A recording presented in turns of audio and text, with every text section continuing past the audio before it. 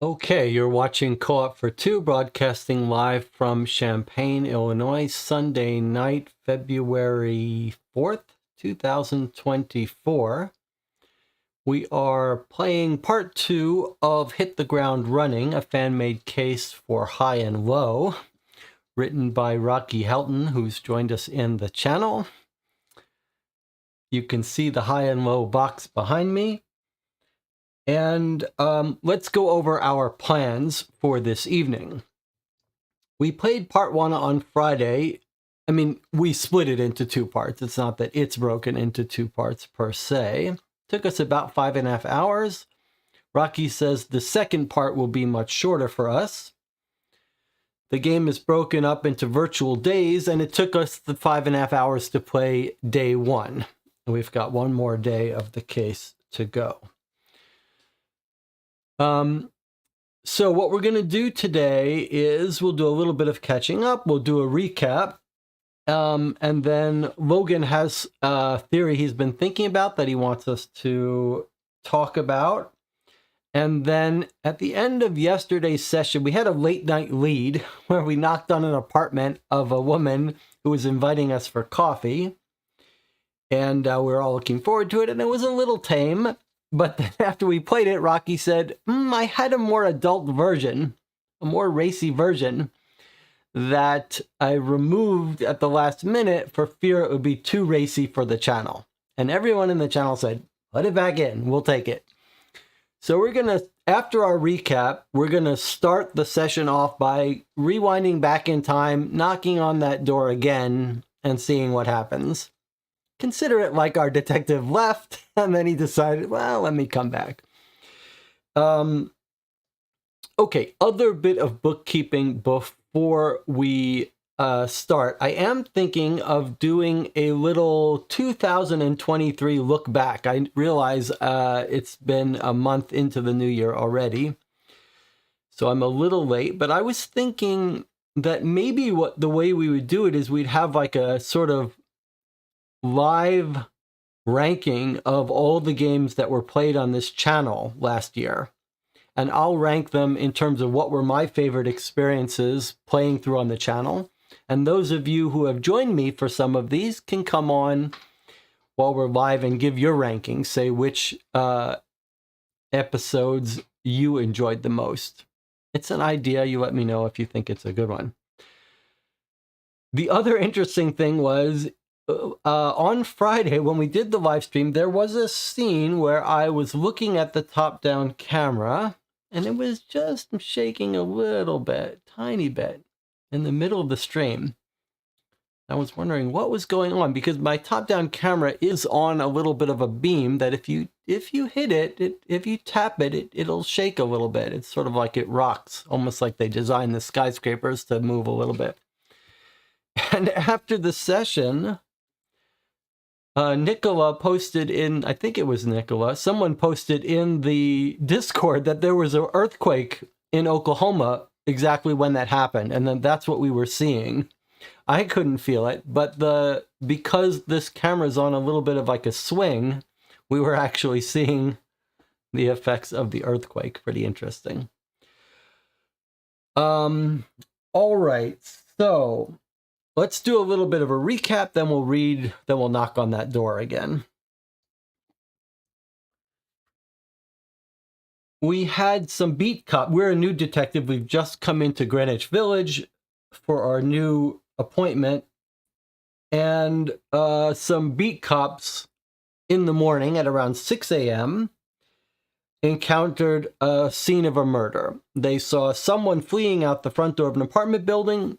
The two beat cops, a man and a woman, split up. The man chased the suspect. The woman went into the apartment building to check it out. There we found a dead guy on a bed with a knife in his right hand, a chest wound, knife wound that killed him. Eventually, it seemed like what had happened was he had been stabbed. He pulled the knife out, which was a bad idea, and was stabbed in the lung and bled out. Our suspect was seen running out barefoot, escaped to Washington Square Park, where they were lost. The trail went cold. The dead person seemed to be, eventually we determined, a vagrant of some sort. We think from the subway, we look at our map. But interestingly enough, so there's our apartment building. There's the subway. That's where the murder happened. Suspect flees into Washington Square Park. We think it gets into a cab barefoot. And that's when, eventually, putting all the pieces together, it sure seems like this is a colored woman who got into a cab. The colored woman is a woman who works in the apartment where the dead body was seen. She's a nurse. Remember, this happens at 6 a.m. She was seen going home previous night at 9 p.m. So we don't know what she's doing in that apartment at 6 a.m. or what this guy this homeless person is doing in the apartment, because the actual resident of 1C Downing Street, Murphy, is an elderly woman with dementia. We eventually learned from one of the people who works early in the morning that he let in the vagrant by accident, thinking he was visiting someone. But an odd element of that is that this person said he was coming to visit Miss Murphy, so he knew the name of the apartment he was eventually found in.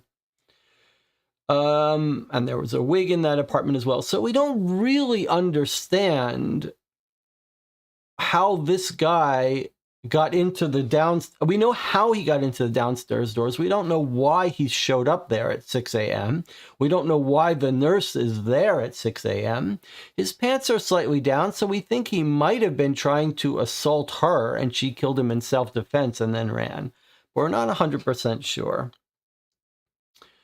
We know we want to go back to the subway when we ID him. So we picked up 2 fingerprints and a pill bottle of cocaine, prescribed cocaine, which was purchased in the Lower East Side and robbed from a woman in the Lower East Side. And that pill bottle was found on our vagrant. At that point, when the pill bottles were stolen, before the scene date of our crime, someone had picked the lock to get into our apartment, or at least so she said, the person who got robbed. And there were a little bit of signs that maybe someone could have picked the lock to 1A Murphy's apartment, although the deadbolt was unlocked. So one option is he gets let in the secure doors by the person leaving and picks the lock to get in and startles the nurse who we thought went home at 9 p.m. but really didn't. That's one option. Another option is that the door to 1C, sorry, I keep saying 1A, 1C, that the door to 1C was left unlocked. We're told by the landlord that because they've got these secure front doors, often people in their apartments don't lock their doors. Completely makes sense. And then we know the woman got in a cab and couldn't pay. So we're waiting for a couple things from day 2. We're waiting for this cabbie to get back to us. We're waiting for the fingerprint analysis to be done, and we're waiting for the autopsy to be done, though I'm not sure what we really expect more from the autopsy, but we do have high hopes that the fingerprints are going to come back to and identify our victim. Probably, if you had to guess, the second set of fingerprints might be the woman that the pill bottle was stolen from. And then we have another thing to do on day 2. I've got my list here. Coroner fingerprints, the subway eventually. There's also another apartment. Apartment 4A is a friend of the nurse, a good friend of the nurse. So that apartment, the person who was there wasn't around on the first day or night, and we definitely want to knock on their door and see what they can tell us. Anna says, he said he came to see Mrs. Murphy. He didn't know she was a miss. Okay. John says, I think the wig was probably just belongs to the nurse. I think the wig is probably just to help with certain hairstyles that would be complicated with her natural hair texture. Certainly possible. We don't know if the wig means anything. I can see my little chat light is blinking, complaining. Let me try to restart the chat plugin. Okay, so have I missed anything in our recap? Day 2, coroner, fingerprints, revisit the subway. I guess we're waiting for the cabbie. We don't have his number, but we're hoping he'll talk to us. It was the actual cabbie that picked her up we didn't talk to. We talked to someone who knew about it. And then the apartment that the friend of the nurse. Anything else that's on our day 2 that I haven't said? If not, yes, let's have Logan tell us what he thought of that we might have overlooked. Logan says, why did this story point out the Gene O'Neill time cover? He was a playwright. Actors love plays and also wigs. I'm not convinced the nurse ran. Maybe a child of the tenant got home after a show late. It's true that it's very odd that our tenant that the woman ran out barefoot, but we did get confirmed that it was a colored woman who got in the cab. You're right, there was a Eugene O'Neill time cover.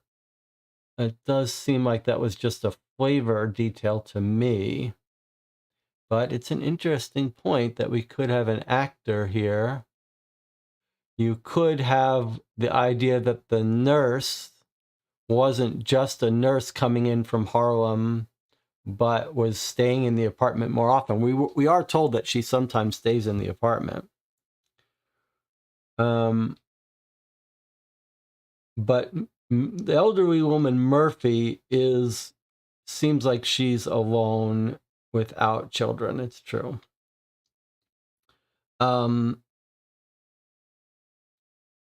There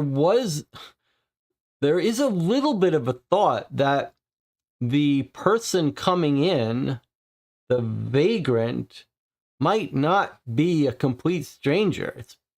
There was some idea that maybe he was the long-lost person who supposedly died at war, of our elderly Miss Murphy, who's got Alzheimer's. Barry says, how do we know she's childless? Well, you would think we would see photos of the kid if she had a child. Remember, she's got one room full of pictures of her long-lost husband who died in the war, and the landlord told us about that. So if there was a child coming around, we would have been told by the landlord. Anything else to recap before we revisit and knock on that door again? This feminine, she could have given up the child, I suppose. DJ Moneycat says, I don't think the vagrant is old enough to be the army guy. That's a good point. If he was a contemporary of our elderly Miss Murphy, it seems like our vagrant is too young for that. Anna says, it is reasonable if the stabbing was self-defense, the woman would panic and run away. John says, I do like the idea that maybe the nurse went to a late-night movie or play. That's assuming she came back earlier than when the vagrant came in. That's an interesting idea. So the landlord says that our nurse went home at like 9:15. So the question is, how does she get back why is she back at 6 a.m.? One option is that she just went home at 9 and came back at 6 a.m. for reasons we don't quite understand. Jonathan is saying, well, maybe the landlord, sees her leaving at 9, but she really was just leaving to the store and coming back. We know she does stay over. So that's possible. It's also possible that the nurse is running tricks out of the apartment. We did consider it. It's not completely insane. We're told that the nurse stays over sometimes. Although you would think if she was running tricks out of the apartment, some of the other tenants would know it, including the landlord. Wouldn't he say? Because the landlord is interested in this woman, this nurse. He says he keeps trying to get the guts to ask her out. So if she was bringing strange men home, you'd think he would have noticed it and pointed it out and maybe even complained. Is the wig just a red herring? Perry points out a good point that everyone's agreed with, that the vagrant would hardly have money to pay for services. That's a pretty good point. The landlord said the old lady had a childhood sweetheart who died in the war, but she is a miss and lives alone. That's why she needs a nurse to take care of her. Good point. That's a good point. It's possible the nurse is telling people that her name is Miss Murphy, or it's possible that the vagrant is just looking to rob places. Remember, the jewelry is missing. That's another mystery element for us. In fact, we should write that down because we don't really understand what's going on with the missing jewelry. I'm going to put that in our list of things to resolve. That's one of the things that's really throwing us. Why is the jewelry missing? If it's self-defense on the part of the nurse and she panicked, why has she taken the jewelry? And the vagrant couldn't have taken the jewelry because he's dead.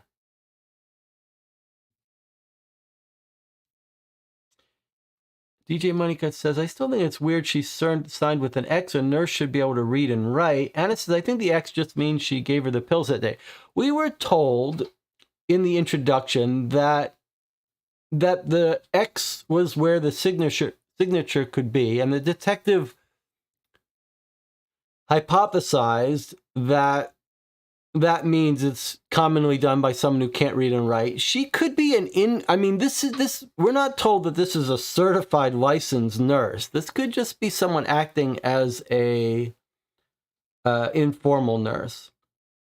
And it says, if she panicked and thought she would never come back, she would take the only valuable thing in the room and ran. It's possible. She ran out without her shoes. That's the other thing that was very odd to us. That suggests if you run out with without your shoes, you didn't grab jewelry. I don't think that makes sense. You're either completely panicked and run out, or to get your shoes. I don't think you would collect jewelry and not collect your shoes. But it's possible that that the jewelry is gonna turn up somehow. It's possible like the jewelry is gonna turn up in the vagabond's coat. One theory we had was that the vagabond had two coats, right? And he's wearing one, and the suspect is running out in a robe or something similar. It's possible that the vagabond stole the jewelry, put it in his coat, and then he's taken off his coat for something, surprised by the nurse. The nurse puts on the coat and runs, and she's actually got the jewelry in the coat that the vagabond stole, that she didn't steal. What's the clipboard for? Who's checking? It's just for the nurse to keep track that she's given her medicine every day. I think that's okay. The Spammonite says, Jesse, do we know what race the vagrant was?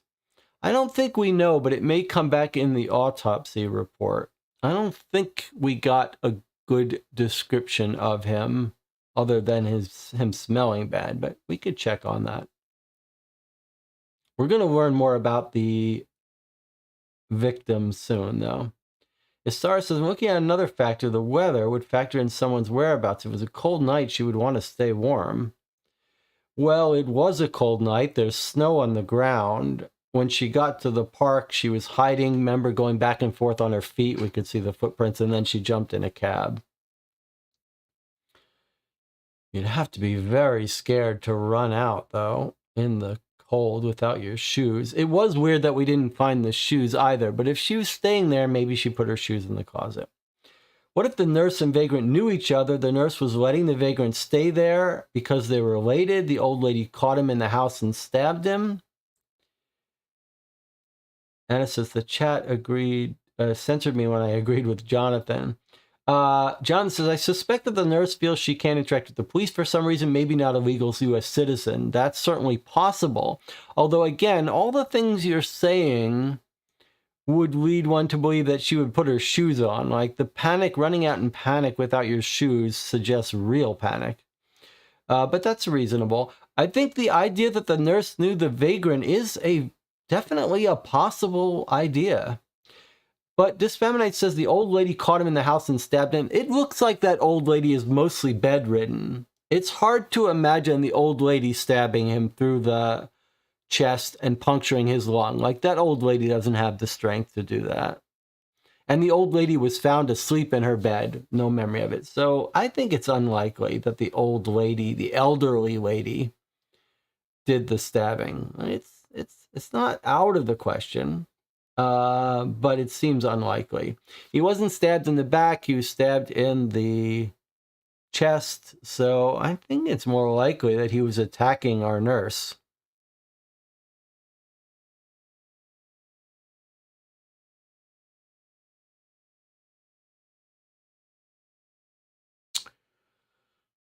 All right. If you do like the content on this channel, I hope you will give it a thumbs up and subscribe. YouTube says 16 concurrent viewers and 2 likes. That means most of you are sitting here talking to me, haven't liked the video, but maybe you're waiting to the end to see if you'll like it. Logan says, let's get to the second day leads. The Spamonite says, I'm assuming he was passed out on the bed. The old lady saw him and was able to kill him. I guess. If she's not able to give herself her own shots, I mean, I guess she can't remember to give herself her own shots. I just don't see her having the strength to stab him. It's not like she cut him. Someone stabbed it deep into his chest. Didn't go all the way through, but fully through enough to puncture the lung. There are ribs there. That seems very hard to do. I don't think the elderly woman's going to do it. Okay, so we're going to start. We're going to start by reading the racy late night scene. So it's 11:30 p.m. The kitties should be asleep, but if you've got one in the room, you might want to usher them out while we read this scene. Okay, are we ready? There's still more discussion here about maybe we can't find the shoes because suspect picked up the shoes and ran out. I don't think the suspect was carrying her shoes. She would have put them on in the park when she was getting super cold.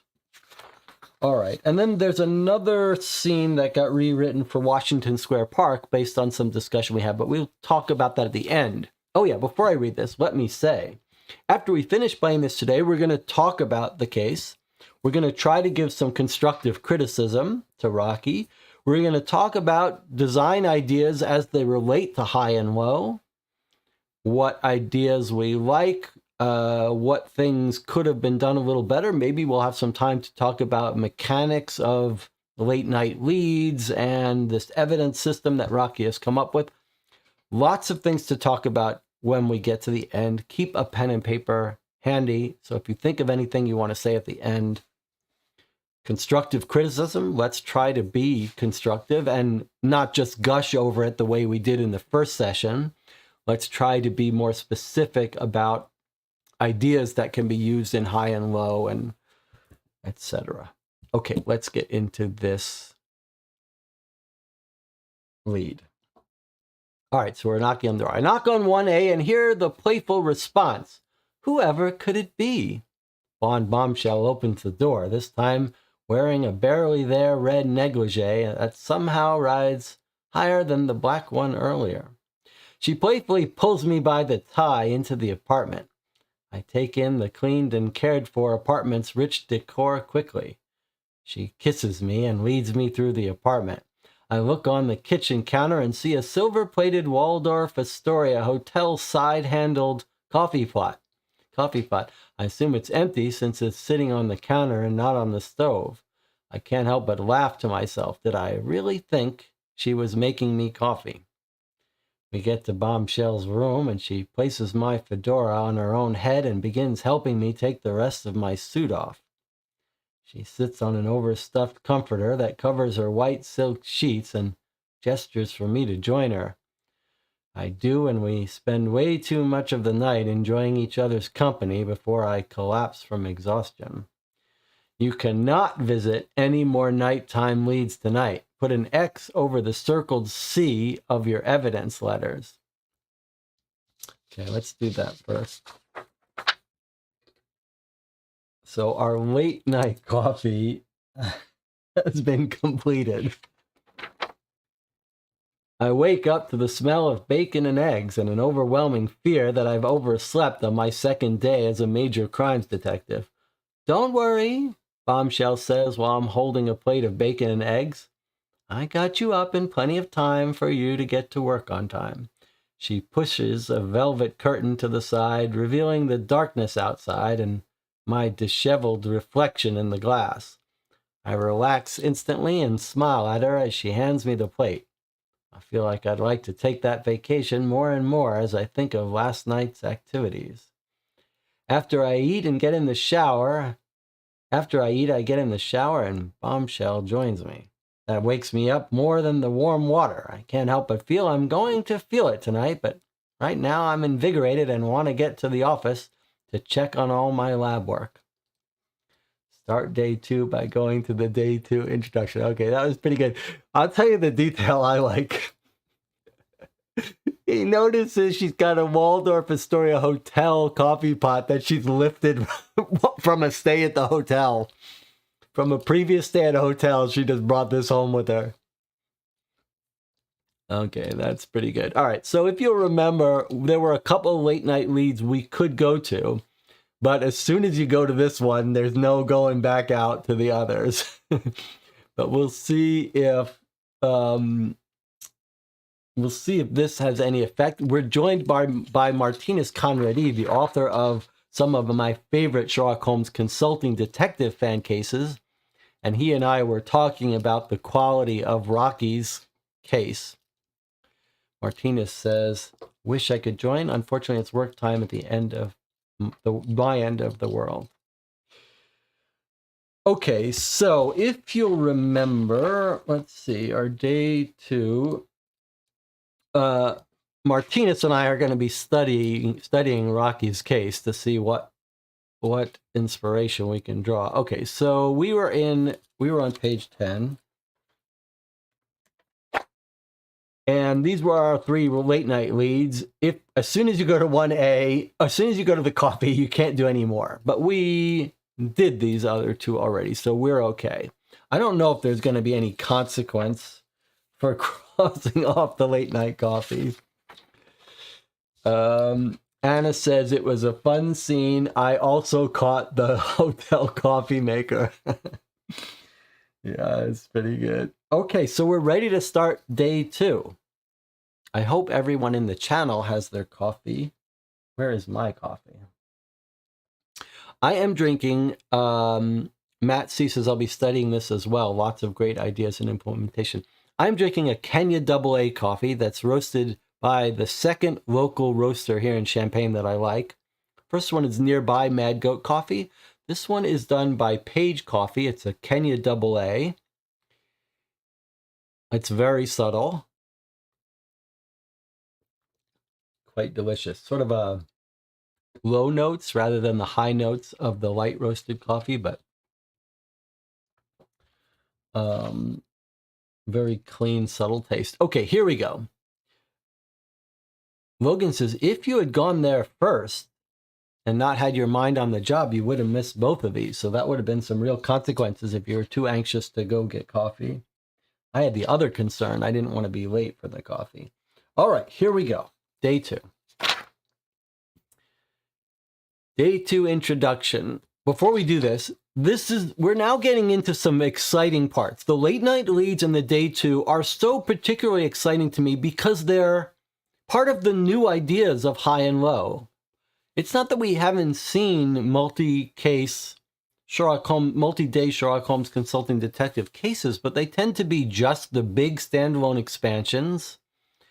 And whereas here, they really are meant to be an integral part of all high and low cases. So it is kind of exciting to see this actually in play.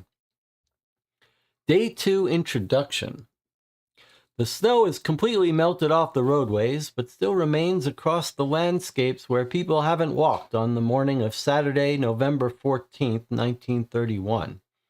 I can't help but feel I'm making a lot of headway in the case, and I get in the office just before roll call. Today's brief is pretty similar, except I'm seated for the whole thing and there's no murder at the end. After the brief, the sergeant gives me some interdepartmental mail, a large yellow envelope with multiple spots to write the next recipient. There's several that are crossed off, and the most recent one says, Major Crimes Detective, 6th Precinct. I can't help but wonder if everyone is in on me earning my name. I unwind the string and open the yellow envelope to find a letter that is written on the NYPD Fingerprints Lab letterhead. It's brief and to the point. The fingerprint analysis on 2 separate fingerprints you requested have been completed, and we were able to locate a match for one of the submitted prints, and we determined that the other one is not in the system. Please come to our office to pick up the results to add to your case jacket at your earliest convenience. I'm excited. I've got my first hit, and I imagine I'll be going to the lab sooner rather than later. I can't help but feel an overwhelming excitement build up in me. I hope the identified print belongs to the murderer or the deceased individual. Either will help me get one step closer to identifying the killer or the victim. I might head there sooner rather than later to help give me some more lines of inquiry for today's investigation. If I think I know who the victim is and who the killer is at any time today, I should wrap up any more leads I'd like to go to and then end day 2 and run everything by the lieutenant. Basically, it seems to be suggesting as soon as you figure out who the 2 identities are, you should end the case and wrap it up. There are no demerits at tonight's end of day briefing. There's just a list of questions I should be able to answer before I move on to the day 2 nighttime leads. If you're able to answer the mandatory questions, then move to the nighttime leads for the conclusion, which includes choices on how you wish to handle the closing of the case. Okay, stop reading this now. Begin searching for leads. Continue to the end of day briefing on the next page only when you have decided to end your current day. Okay, so we're going to head out searching. When we find the name and identity of both, then we're going to end the day and go to the questions and run everything by the lieutenant.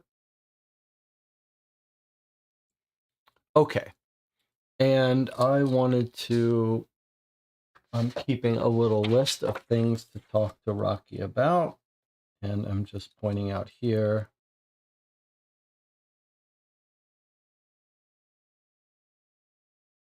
Something mechanical about this scene. All right, so it sounds like fingerprints are what we want to do. I don't know if the cabbie's ever going to get in touch with us. We can't go to the subway until we get ID on the victim, but maybe we're going to get that now. And then at some point, we're going to go back to apartment 4A. So let's go to our fingerprints lab. If we look at our log, we wrote down where that was. Fingerprint. I didn't write down the lead number. What was in our directory, though? Not sure why I didn't write it. Are you sure I didn't write it down? Let me see. Did I write it down somewhere else? Fingerprints, I did. Okay, sorry. All right, so we're going back to fingerprints. I actually printed another copy of the thing that we could use to cross off leads to see if there are any we missed. Okay, so we're going back to the fingerprints on day 2, 66854. Fingerprint lab. I mean, surely this is where we're going first. All right, so it's day 2. We've got 2 pieces of evidence. They got a hit on one and nothing on the other, but we don't know which is which. They're both on the bottle, so no reason to prefer one over the other.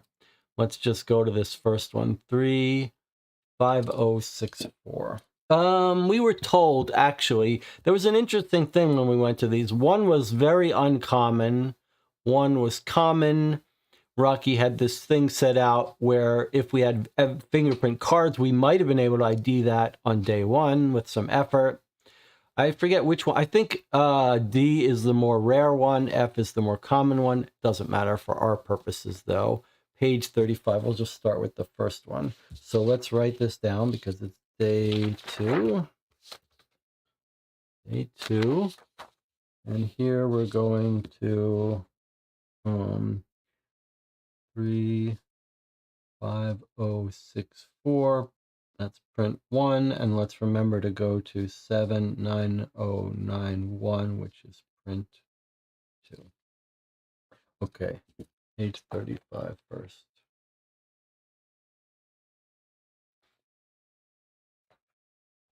And then let me just mark that that's page 35, and the other one is page 75, so we can do it without coming back. Okay, wasn't the instruction written in second person, like you should do this and that on day 1 and not first person?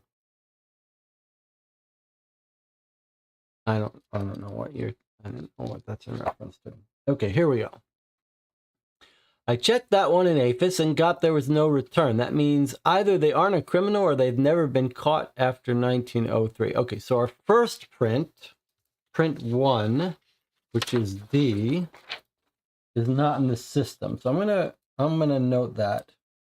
Not in system. Our next print is on page 75. So we're hoping we got a hit on this one. Here we go. We got a hit on this one. Henry Phillips. He used to live at 320 West 201st Street in apartment 2A. Of course, that was before the burglaries and the drugs. His criminal history is full of drug possession charges, as well as burglaries and breaking and entering charges. As of the last contact with him about 4 weeks ago, he's homeless. Looks like Officer Barnes was the one that arrested him, but he had a different partner then. Not sure who, but I know him, and Cavalier just started partnering up last week. Where'd you find that print? On a pill bottle the EMTs said fell out of my dead man's pocket when they were checking him. Here's a picture of him from Barnes' arrest. The tech hands me a small file with a mugshot. That's him. Looks like I've identified my dead guy. Now, today I can focus on tracking down the killer the rest of the day. Thanks for your help. No problem. Get any more prints, you let me know. Okay, so we've identified our guy. Now, it sounded like in the beginning we were told to do something like square these when we identify, or circle them when we identify them. So I wonder, the game normally would tell us, but I wonder if we shouldn't consider F to be circled. No. Okay, and then we were identified this as Henry Phillips. So I'm going to make notes here, though. 9091, fingerprint 2 is Henry Phillips. We have a last known address, 320 West 201st, apartment 2A. Now that's interesting. He's now homeless. How long has he been homeless? 4 weeks ago, he's homeless.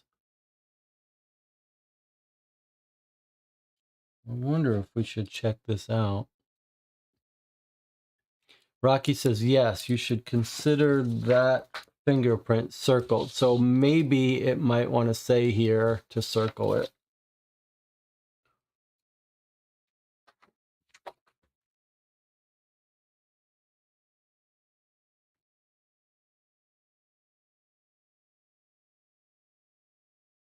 I don't know if it's relevant, but I'll just write it down. Okay, so we now know his name. We know he was a criminal, breaking and entering, drug use. So it seems likely that he actually, this does resolve our question, that he probably was the person who stole the pill bottle from that woman in the Lower West Side of originally, and he may very well have been coming into this apartment specifically to rob it. Burglaries and drugs. It seems likely that he came in here specifically to rob it. Maybe he even knows this elderly woman lives here and figures this is an easy job. She'll be asleep and elderly, can't put up much of a fight. Let's look him up and see if we've got his old address in the directory, Henry Phillips.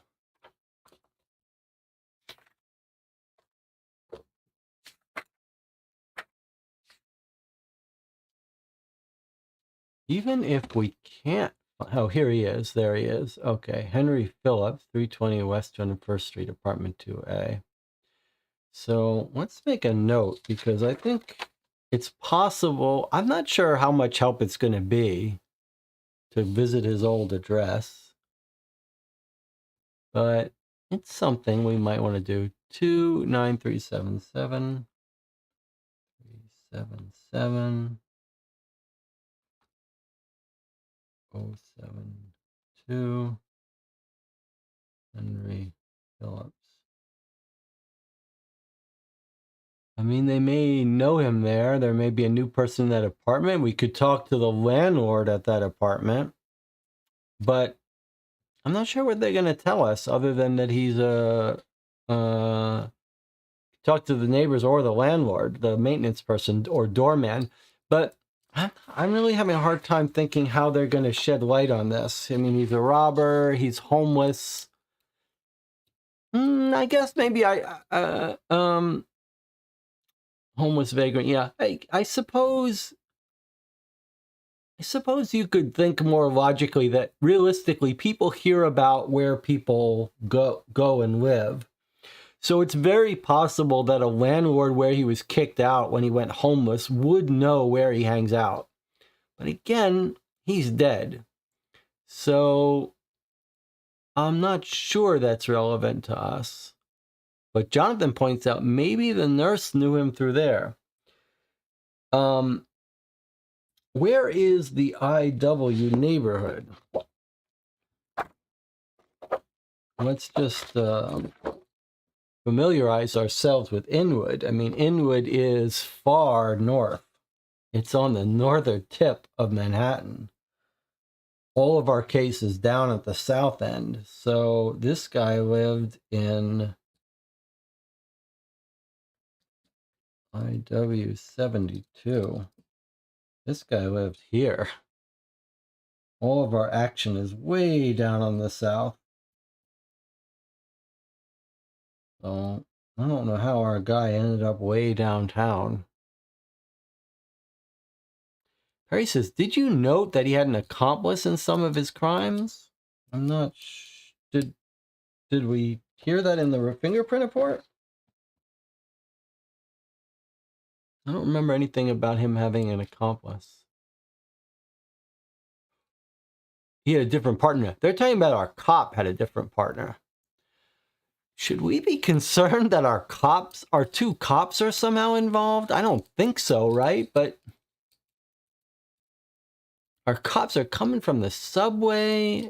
They're a little close to where our suspect came from. It's a little fishy. Rocky says it's LW. It's the bad font that's making us think it's IW. Oh, it's LW. Okay, well, let's check into that. Whether that's my problem. Okay, it's good. We got that clarified. Oh, well, surely I should have picked that up. Why did I not pick that up? Is that really the case? Do I have to worry about that font? Let me just look that up. What did I do wrong?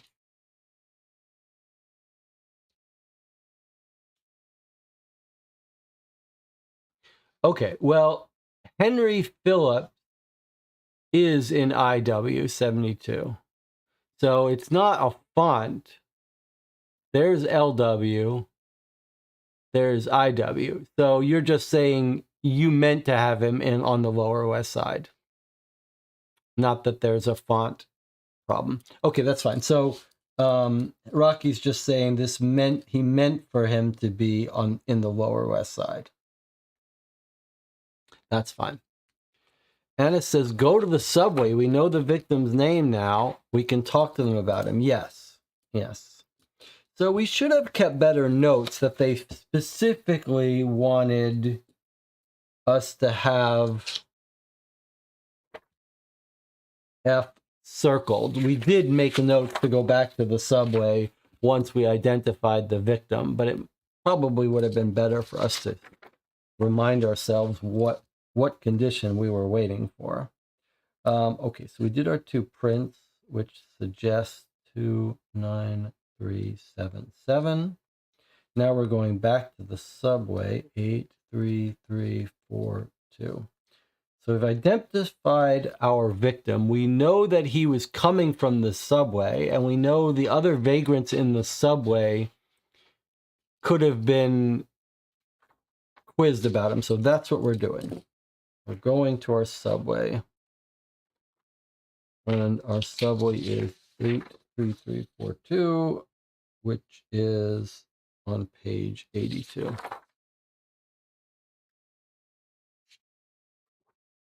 Okay, if you have circled evidence F, which is what we just did, we just circled F, we identified the second fingerprint, and want to ask the homeless people about the identified person, go here. 40169. Let me just make a note.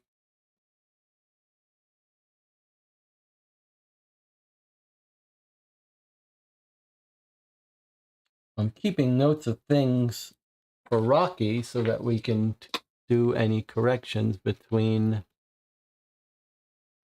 before the next version. Okay, so this was, we already read this before about the subway vagrants liking the other 2 cops, but not, I guess here, this is a little bit interesting. I was talking about, could our 2 beat cops be up to no good? Because they're sort of coincidentally in the scene where these people hang out.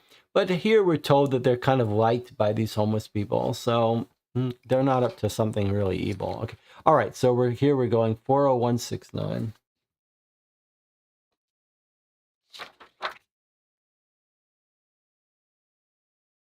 Look at it. I did it again. I did my mistake. It's 40169.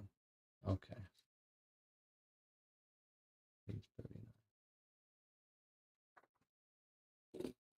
All right, let's see. Now that we know who this victim is, maybe these guys are going to give us some more information. The subway's quite busy with people going about their business. Most of them look like they're on their way to or from work. I see several rough-looking individuals sitting off to the side on crates playing chess with a rough, well-worn set of pieces and a board drawn on a piece of cardboard. It looks serious enough that if they had the money, there'd be money on the game, but none of them do. Hello, gentlemen. I want to ask you fellas if you might know this man. I take out the mugshot photo of Henry Phillips and show it to them. None of them look impressed, but all of them seem to recognize him. Henry Phillips goes by the name of Phipps. He's always around here now. I think he used to live in Hell's Kitchen or Harlem or something. He couldn't hold down a job, and when he started using coke. He'll do anything for coke. He's always breaking into homes and taking their drugs to sell or their cash to buy it. You know how you can tell if he broke into your house? How, I ask, as if I'm being baited. He's got money. He laughs like he just gave the punchline of the best joke ever. What's he done now? Well, I don't think he's going to be breaking into any more houses. I'll put it that way, but we're still conducting an investigation. Damn, that prick owed me money too.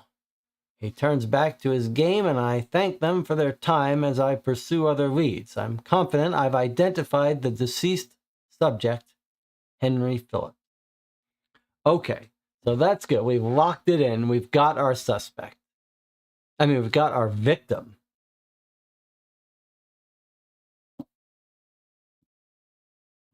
But how are we going to find our suspect now? The friend. The friend. The friend. The friend will know where the nurse lives. Did we learn the nurse's? We did learn the nurse's name. Did we even bother to look her up and visit her? Why didn't we? It's because we learned of her name in a late night lead, isn't it? We learned the nurse's name. It's just the reason we didn't follow up is because we took bad notes, but also this was a night lead. Did we forget that we had learned the nurse's name? I just remembered it now. Leisha Mooney. Okay, so actually we could have done that right away if we wanted to. Let us look up Leisha Mooney.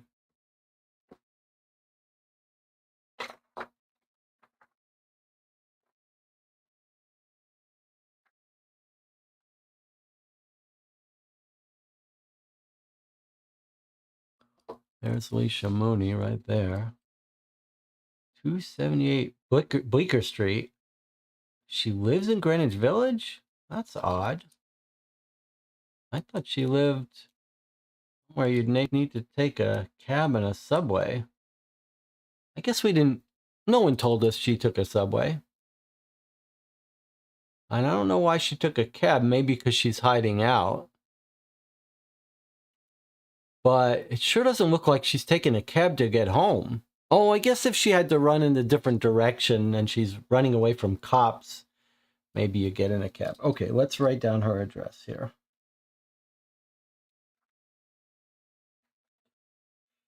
Leisha Mooney is Greenwich Village 82.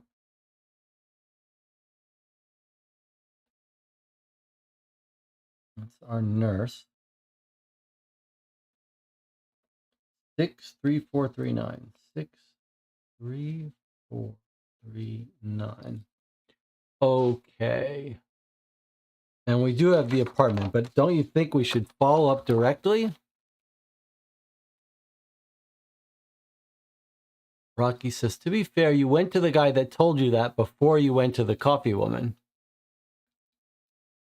Don't ask Rocky for help at this point. We can talk with them after we're finished. Okay, so let's go talk to Leisha Mooney. I mean, maybe she's at her apartment, and this case is going to get wrapped up right here. Let's see where she lives, though. I'm kind of curious.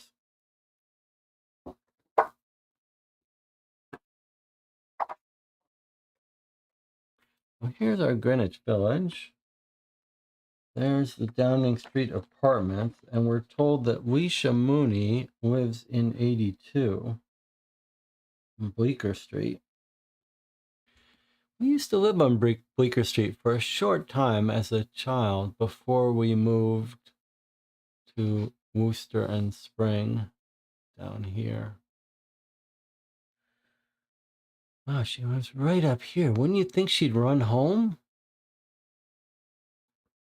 It's odd that she ran this way instead of this way.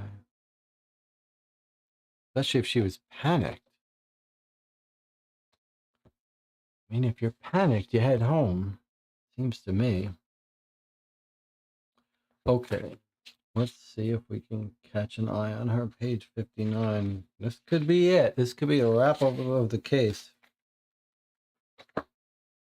I knock on the door to a small red brick and timber house on Bleecker Street, and a large Negro woman in her 30s greets me.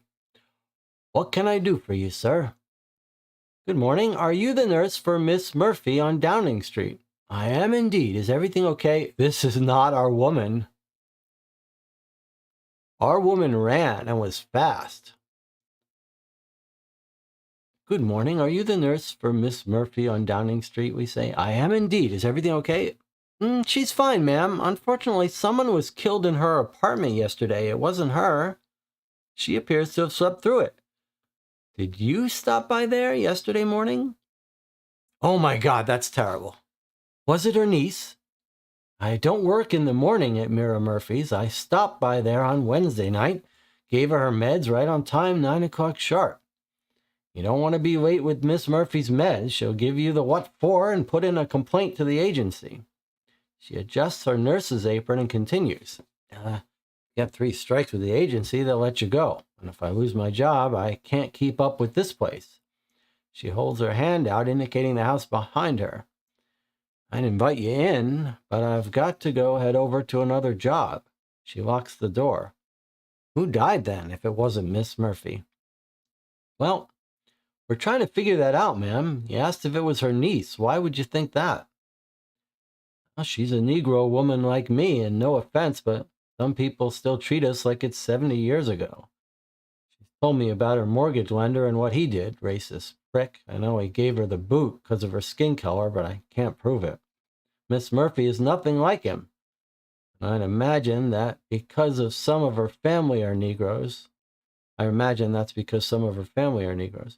Heck, she wouldn't have been a little girl when the slaves were freed, and I'm sure she was too innocent to hold on to those foolish ways.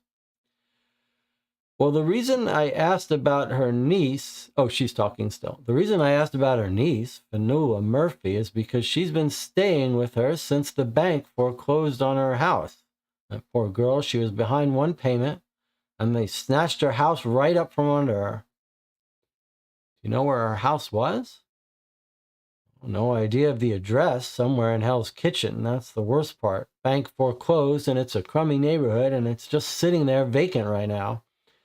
They wouldn't accept her late payment, and so she turned to Miss Murphy, and Miss Murphy may be older than Jesus, but she's got a heart of gold just like the Heavenly Father himself. Took her right in. How long has she been living with Miss Murphy? Oh, less than a week now. Maybe since Sunday or Monday. I didn't see her when I took Miss Murphy her nighttime meds last night. You don't think she's involved in this, do you? I'm not really sure. I definitely want to speak to her, though. I changed my questioning to avoid talking about Fanula Murphy because right now I'm unsure of her involvement in this guy's death. Was there a male living there too? Maybe a boyfriend of Fanula or a nephew of Miss Murphy? Nope, just the two of them. I don't know any males that have ever lived there. Miss Murphy never got married. Her childhood sweetheart went to the Great War and didn't make it back. I know it still bothers her. His platoon came across a bunker and he didn't survive. She has some of his service medals hanging in her room. It's sad, really, with her Alzheimer's, how she forgets what happened to him. It's painful watching her realize the truth when she looks around, but she says she wouldn't want it any other way. Something about true love. Well, I hope I was helpful, but I gotta run. Please figure out who did this, as I'm sure Miss Murphy will be riled up again tonight. I thought she was talking crazy last night, but I guess she was giving it to me straight. Good day, sir. Circle L of your evidence letters, and note L is Leisha Mooney's statement. Wow, that was interesting.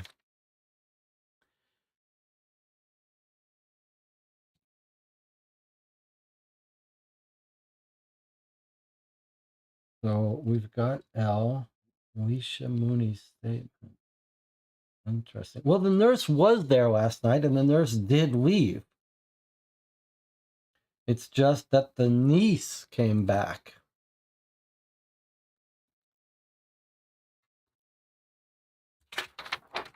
And then we're told about this other woman. So let's get our information here.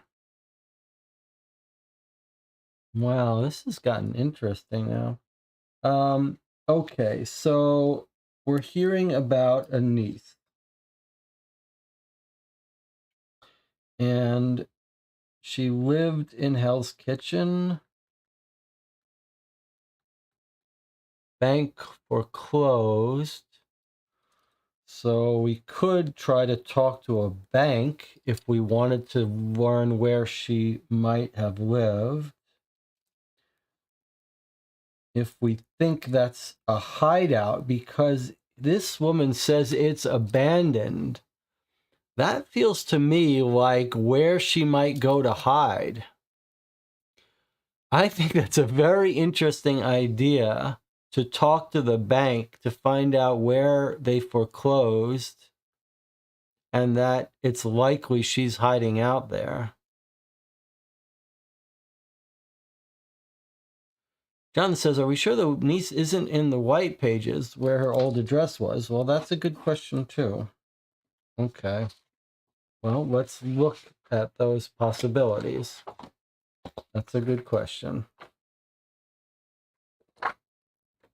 Maybe I'm overcomplicating it, wanting to go to the bank. Maybe she's still in the directory. Okay, looks like Jonathan was right. Vanilla Murphy is in the directory, so we don't have to get as complicated as going to the bank. We could look her up right here. Okay, so Finola Murphy is at Hell's Kitchen 27. 54202. Okay, good work, Jonathan. You saved us some hassle. I was so set to go to the bank. 4202 HK27. That's Fanula, the niece. We still don't know what she was doing with why the guy was in there, but maybe he just surprised her. Okay, let's pick this up on our map here. Remember, we used to work Hell's Kitchen.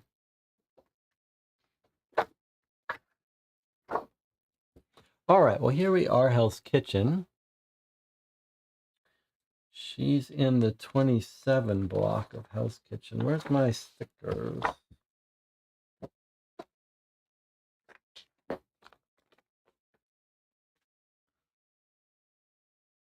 Okay, so she's in there somewhere.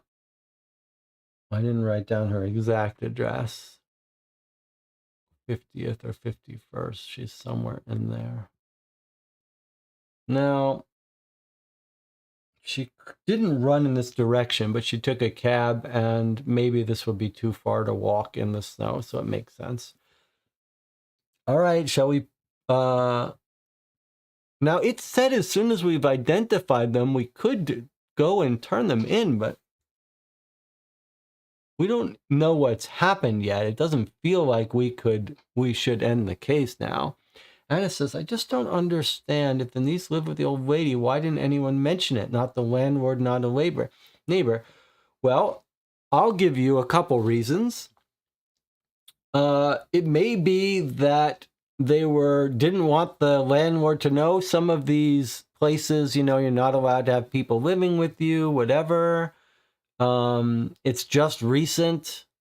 So maybe they just didn't want anyone to know. They might know, but they might not. Okay, it's only been a couple weeks, so it could be just not noticed. All right, so we're gonna knock on this. Well, it's vacant, but we're gonna investigate it. But before we do we feel like we should? I feel like maybe we should follow up before we head over here, gather some more information. Let's go to the apartment of the friend and see if we can get some more information before we go to this vacant house. So we've been to the subway. We've been to the fingerprints. We haven't heard from the cabbie, but we don't know how to do that. Let's go to the friend. We don't know how the butcher knife came about. We don't know how that happened. Okay, so we're going to go to the friend, 42174. Before we go to the vacant house, we're going to do our due diligence here. 2174 is page 41.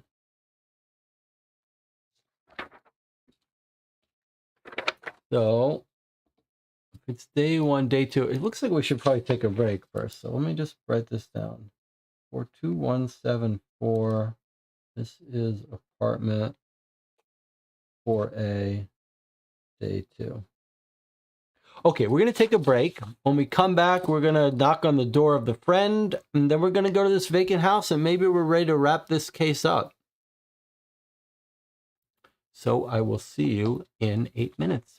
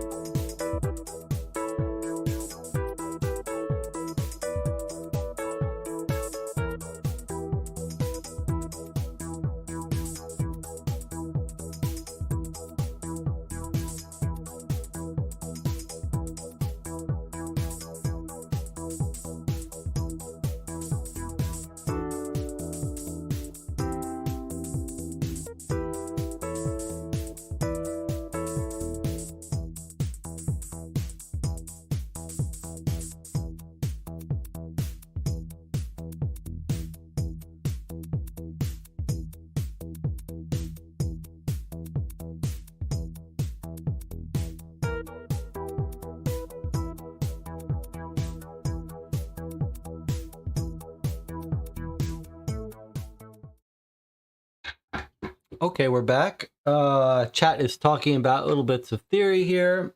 We've got a couple places more we know where to go. Then there's still some lingering theories, lingering loose ends that the chat is talking about wrapping up. I'm most interested in wrapping up the jewelry that appears to be missing. There are a couple people that think we need a warrant to get into this vacant place.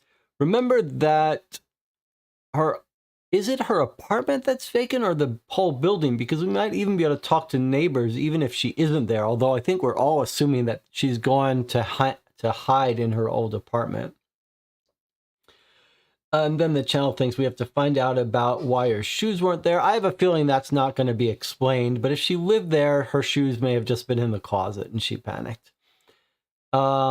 But Perry does bring up a little more interesting thing about why his trousers seem to be down. Remember, his trousers were low. If he's homeless, that could explain that. He just doesn't have a pair of pants that fit. He's losing weight. So it's not very uncommon to find homeless people whose trousers are falling down and falling off. So I think that could be explained as simply as that. There was also a concern earlier about the knife. Someone said, well, what happened? She was surprised while she was sleeping and she went into the kitchen and grabbed a knife? That doesn't make sense. Let me remind you, in a city like New York City, it wouldn't be uncommon for people to sleep with a weapon near their bed. It wouldn't be crazy for this niece to be paranoid and be sleeping with a knife by her bedside table in case someone comes in. Or lots of other alternative theories. Maybe she hears a sound, she goes to the kitchen, she grabs the knife, she gets chased, stabs the guy he's chasing her in the bedroom, she stabs him, he falls on the bed. Lots of possibilities for how a woman gets a knife. All right, so what we're going to do now is we're going to talk to the friend, then we're going to go to the coroner's office, get a little more detail. Attack is more likely. I do agree with that, but we're going to get more on the coroner's report. Maybe we're going to find out about the jewelry somehow. Okay, so this is the friend who was a friend of our nurse. Now remember, this isn't the nurse anymore that we suspect. I mean, that was involved. It's the niece. So a friend of the nurse may not be very helpful to us, but let's see what happens. I'm curious.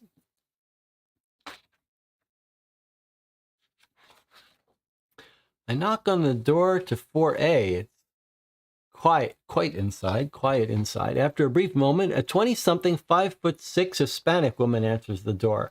I identify myself, and she tells me her name is Delia Ayala. I ask her about yesterday morning, and she tells me in a Spanish accent she can't help me. When I mention the apartment number, a shot of fear crosses her face. I explain that the elderly woman in 1C is fine, but she still looks worried, and I realize she must know something about the case. I just have to get it out of her. Do you know the elderly woman in 1C? Jess, somewhat. You are talking about Miss Murphy. Yes. I know her, pequeño, a little. She's pretty much bedridden. I'm good friends with her home health care aide. Guess not good friends, but I've had tea with her a couple of times and I like her. She's a lovely colored lady named Leisha Mooney. Oh my God, she's okay, isn't she? The fear sweeps over her again and she covers her mouth, dreading my reply. Don't really know her involvement yet, but she wasn't the one we found deceased. Do you know of any white men that see Miss Murphy regularly or stay with her? No, not that I can think of. Miss Murphy never had kids, but she's the kindest soul and would do anything for you, for anyone, really. I know she let Leisha stay in her spare bedroom a couple of times, like when she was having issues with the burst pipe at her house. I don't know of any men that ever stayed there, though. Was the killer a man or a woman? I don't know.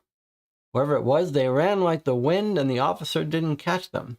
Relief spreads across her face. That's probably not Leisha then. She has, how do you say politely, some extra weight on her? So I doubt she could elude capture.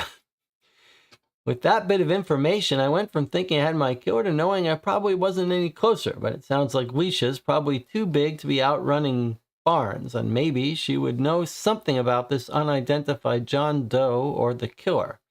I say my goodbyes and follow another lead. Okay, so that basically confirms our theory.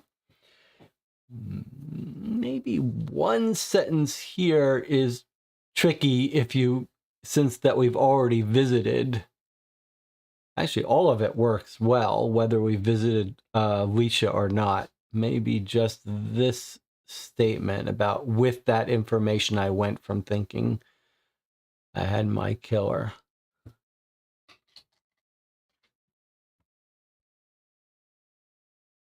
Because we've already concluded she's not the killer. All right, let's go to the coroner. Where's our log of coroner? I guess I should record that we went to 76214. That was apartment 4A. Oh, yeah, okay, right. Where is our coroner? Chief medical examiner. That's our autopsy. 53211.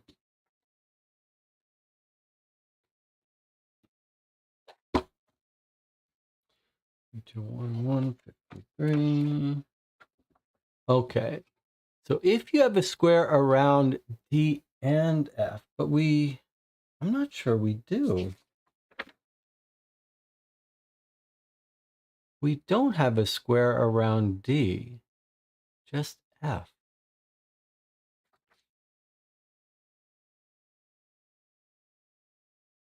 Oh, it's a little strange here.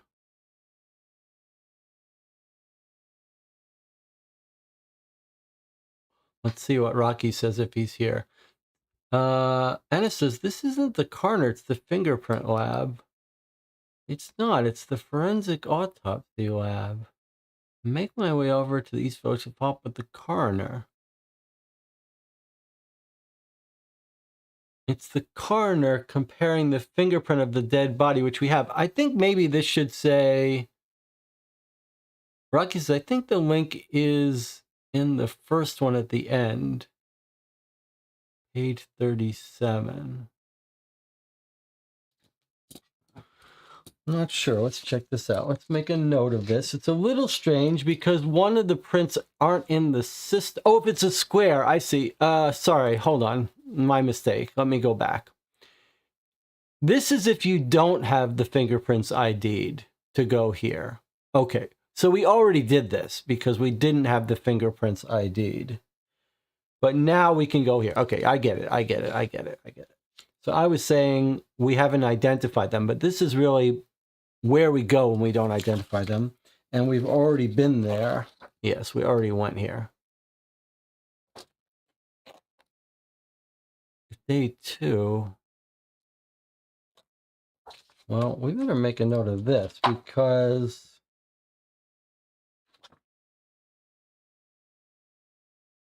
this seems to have an entry for day 2. 79. I wonder if that's going to be the same thing as this.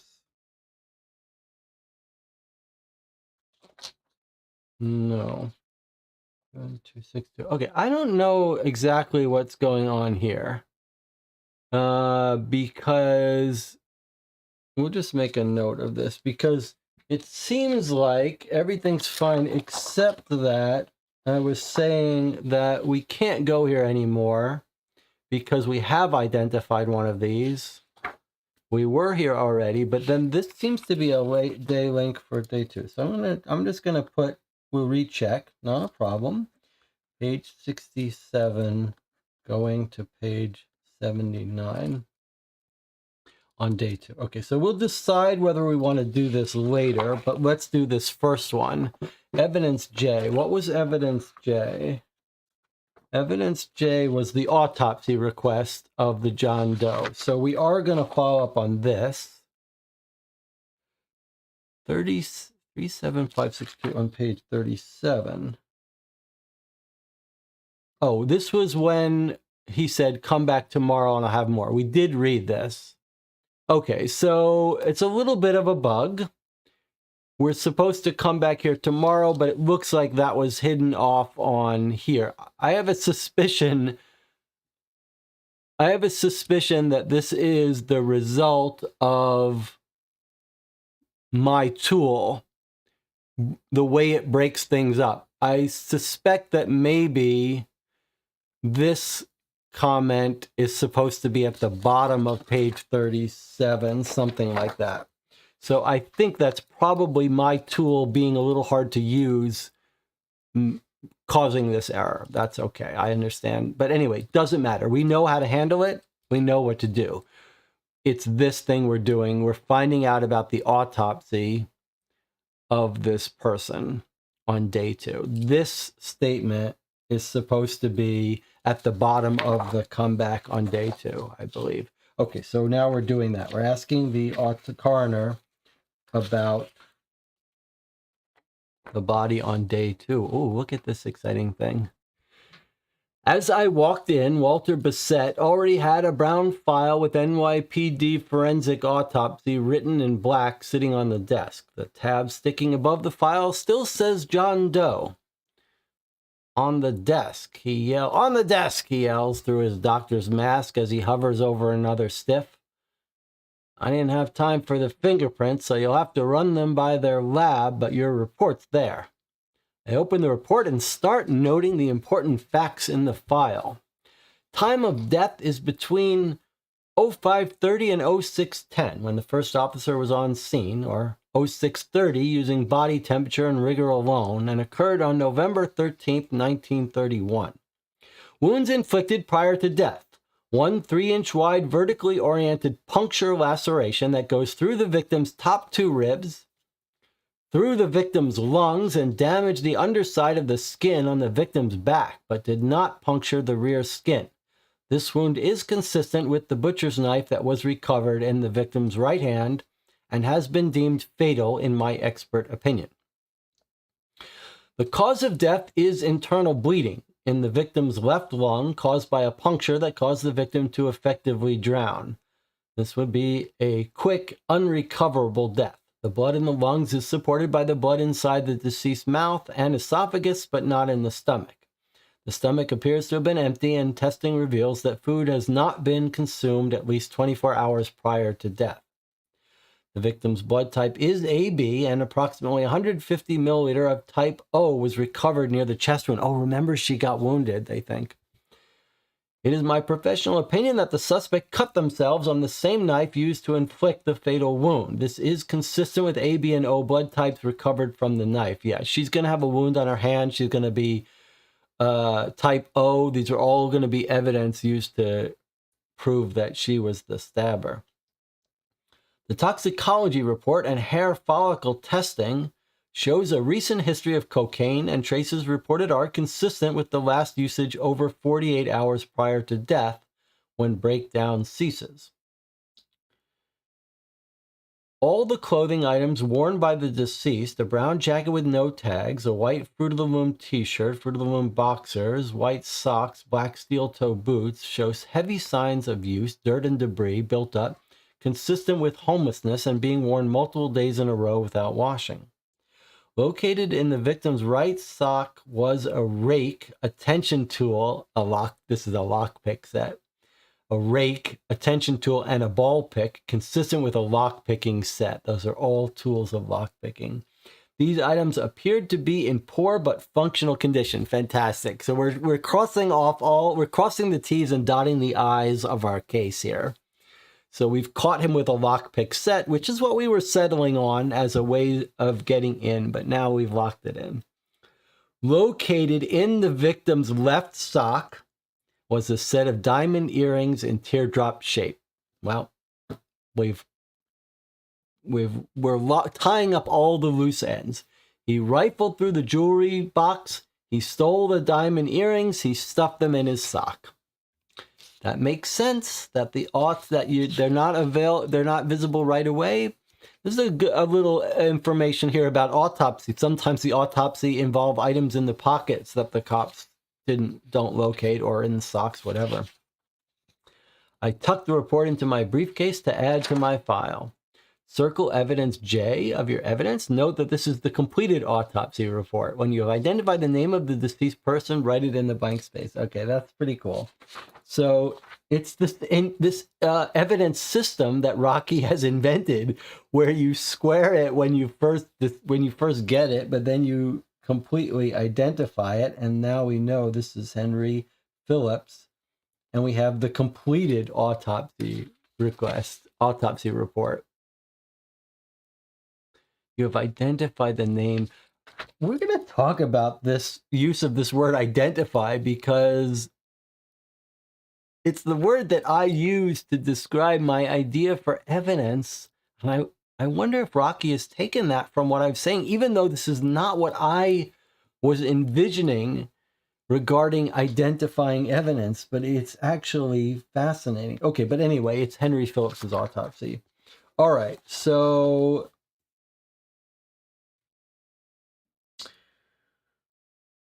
is there anything left to do? We've now solved the one piece of the mystery that I was interested in wrapping up, the jewelry. I suppose we actually have two more places, right? We've got Fanula's vacant apartment, and then we've got Henry Phillips, where he used to live. That seems totally irrelevant to our case at this point. He's homeless, he's a thief, he's got a lockpick set, he broke in to steal the stuff. I don't see how anywhere he previously lived before he was homeless is going to have any impact on us at all.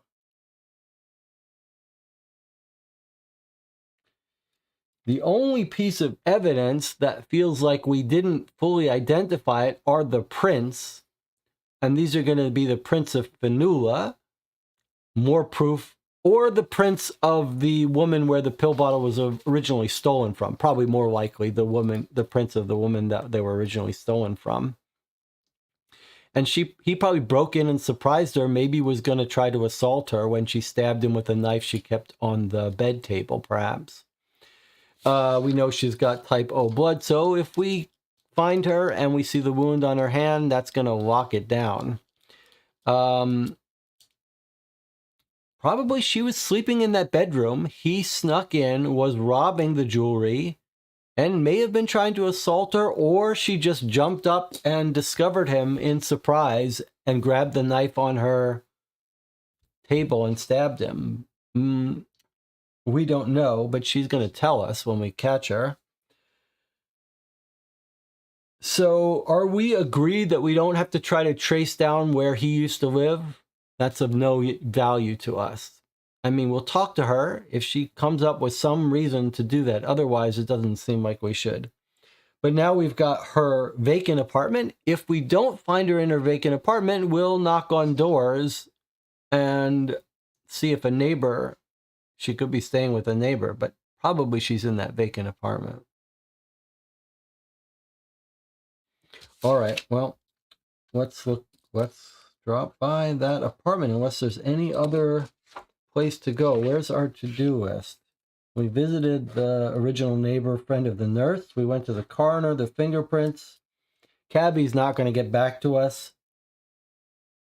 Does it matter? I guess for a case, if you were going to bring this to court, you'd like to have that cabbie testify that he dropped her off at that vacant apartment. But I don't think that's going to be necessary. Not if we find her with a wound on her hand. I mean, if she's got the wound on her hand, type O blood, that's going to be all settled. But we know that it's going to be self-defense or an accident, whatever. We don't think there's any reason that she knew this guy Although he did know the name, but probably if he's an accomplished thief, he knows. He reads the name on the buzzer. He says, oh, yeah, I'm a friend of this person, and then he goes. All right. So we're going to go to the vacant apartment now. Any objection from the chat before we walk into this vacant apartment? She's not a violent criminal. She's not going to stab us. She doesn't even have the knife anymore. It's left at the scene. I don't think we're at any risk of danger. So I don't see any harm in just walking in there.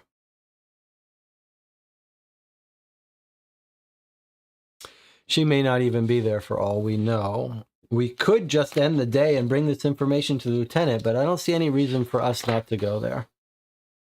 All right, here we go. Page 59. Doesn't seem like there's any objection from the chat.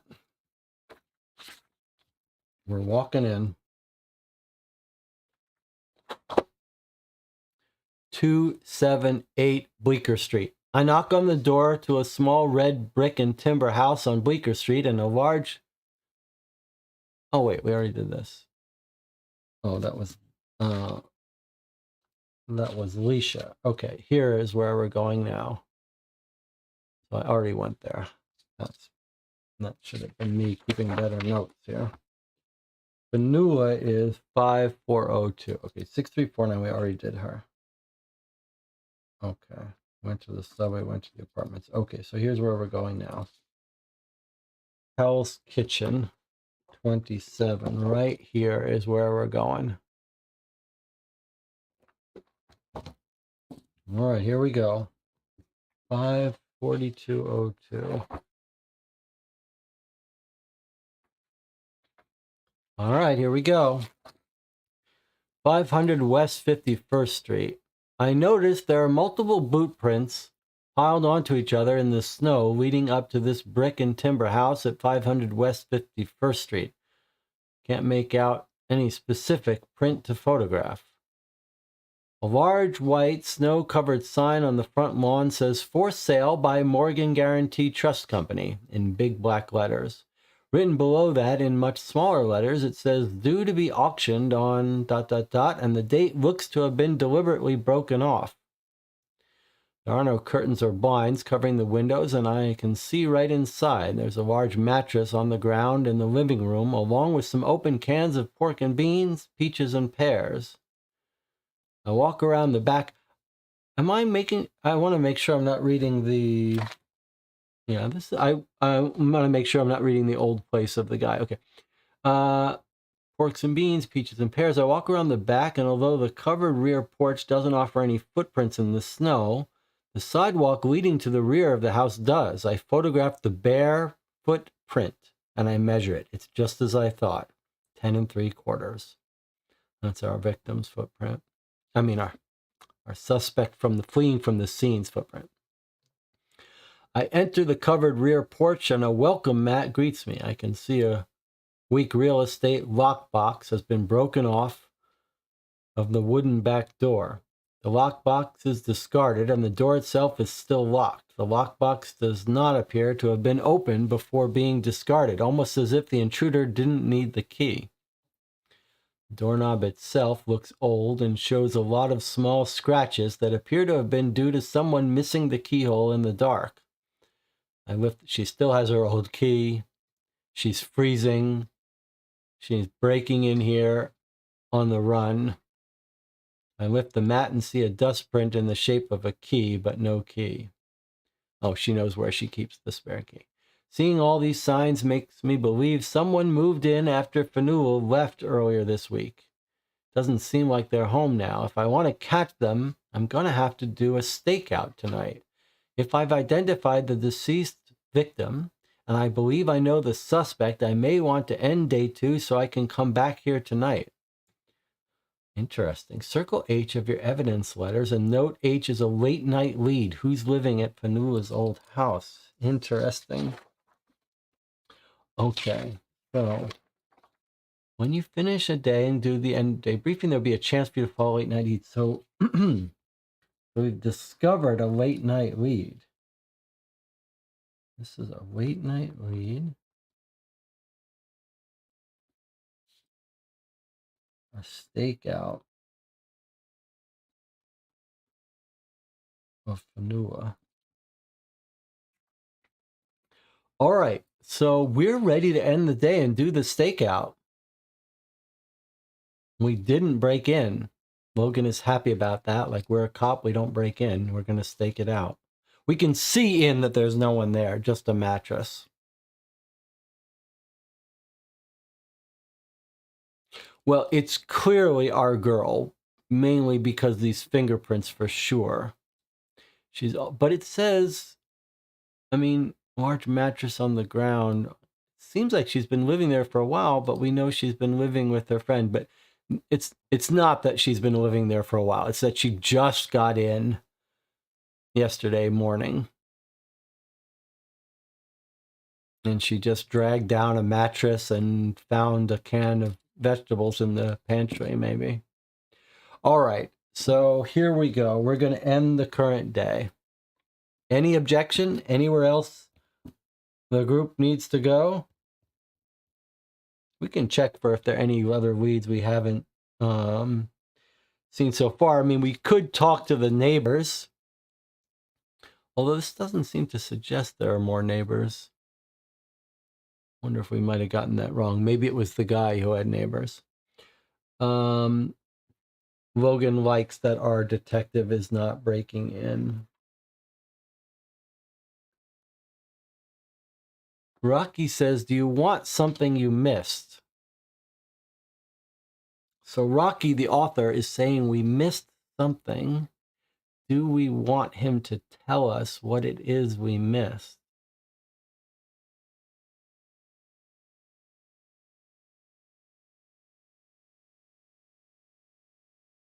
We could go to this bank.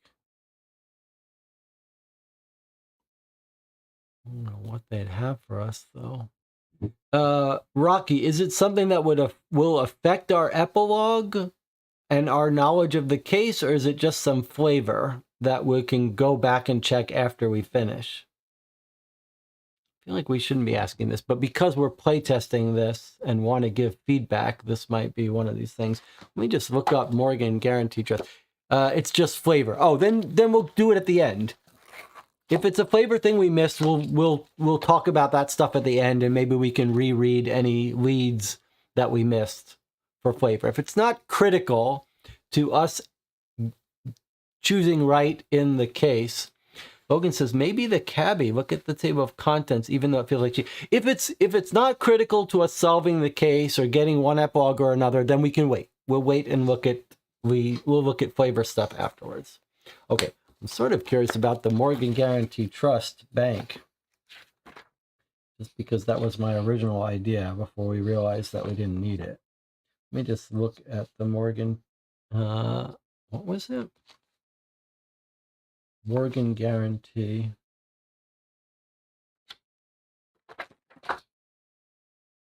Morgan Guarantee just $273.93.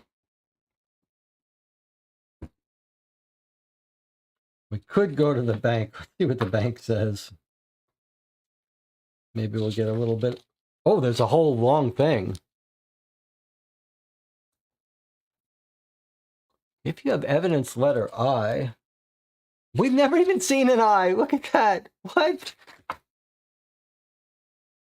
We've never even seen the I. As soon as you open the door to the bank, you can tell a lot of money went into this building. All the hardwood surfaces are varnished and shined, and you notice all of the employees appear to be neatly dressed in suits, and the ornate tiles on the floor look like they get waxed every night. After a couple of inquiries, I'm directed to George Padavano, the lending manager for Morgan Trust. The secretary gets me a coffee in a pretentious cup placed neatly on a saucer with 2 pieces of chocolate, and I sit down to talk with him. Do you know of Panula Murphy of 500 West 51st Street, I say as I sink into the plush leather chair in his office. I take a drink of my coffee from the cup I was given and replace it on the saucer before putting the whole ensemble on the little table beside my chair. He sorts through some files and frowns as he pulls one out. I found it. We had to foreclose on that one. She was just too far behind on her mortgage payments. As he says it, he doesn't seem convinced there's no underlying reason for the sudden foreclosure. How far behind was she? I asked, knowing it was less than a month. Oh, about a month, and that was generous. He shifts uncomfortably, and I realize I'm shooting daggers at him with my eyes. I try my hardest to smile instead, but my blood is boiling. See in the giant mirror behind the lender that my face is starting to flush red in anger. I take a deep breath, and that doesn't seem to help. Is that common to foreclose when someone is behind less than a month on their mortgage? I question through my pursed lips with a tone that says I know the real reason she was kicked out, knowing that it wasn't common at all. Well, we can't be giving these colored people run of the city, Mr. He trails off, not knowing my name and realizing I'm not on his side. You know what? I never got your name, detective, and to be honest, I don't like the cut of your jib. I think you'll need a warrant if you're going to question the way I do business. He stands up and steps back, using his oversized desk to make himself feel safer. He indicates it's time for me to leave. He cowers behind his oversized desk, but I can tell he doesn't like that, and he and I don't see eye to eye. He doesn't like that he and I don't see eye to eye. I let him sweat, cowered behind his desk as I finish my coffee and take both chocolates. I put them in my mouth before I say something further that he'll surely regret, but would probably make me feel better. I'll see myself out. Oh, sorry about that. I put the half-empty cup down on the saucer and drop it noisily to the floor on accident. It looks like he wants to say something, but chooses wisely to be quiet. I exit the office and the trust. Circle I of your evidence letter and note I is George Padovano's statement. So he foreclosed on this woman's house the moment she missed her mortgage because he doesn't want blacks in that neighborhood. That's exactly what happened. And once he realized that we weren't with him on that, he told us to go get a warrant. That feels realistic. Now, it looks like we could come back here. I'm a little confused about that. Let me just check with the chat. We could try it. We can peek. Logan says, this is exactly the humanity I wanted in our guy. I love this lead. Thanks, Jonathan and Rocky. And this is another good scene. Okay, so who's gonna thank me for thinking to go to the bank? No one's gonna thank me for realizing we should come to the bank? All right. Let's see what happens if we go back here. I'm not sure if this is meant for us to come back at the end of the game. Well, let's just see what happens. I mean, we circle this as we leave, and then at the top it says if you've got it. So I'm just gonna see what this is. We're gonna peek at this, and if it says that we. Okay. I think this is another one of these cases where Rocky is using my tool without in documentation or instructions, and I can't look at this because I don't want spoilers, but there's the way the tool is done, you can make it say, like, if this has happened, then put this text in, and it automatically puts that on another block. But then you can say, otherwise do this, but depending on how you phrase it, it can mix up where it goes. So it looks like this is something else. Okay, so let's see. You enter Morgan Trust Company for him. Look back to George with another person. He looks up and notices me, and his shaky hand picks up his phone. It looks like we've come back for him. Security guard walks up to me shortly after. I'm sorry, sir. Mr. Padovano would like to know if you have further business here, like a warrant. If not, he'd like me to show you the exit. He extends his hand to the door. I don't have a warrant, I say as I look at George. He smiles in victory. I smile back, and his smile quickly turns to a worried one. I don't have anything for him, but that look of fear was worth coming back. Please, sir, I'll have you leave at once, then. He puts his hand on my elbow to escort me out. I shrug his hand off me. Don't you fucking touch me. I know where the door is. I walk out before there's any more trouble. Our guy just came back to scare him. Our guy just came back to scare him. Like, I got my eye on you. You better not take one step out of line, or I'll be on you. That was pretty cool. All right, let's just make a note that this little part here needs.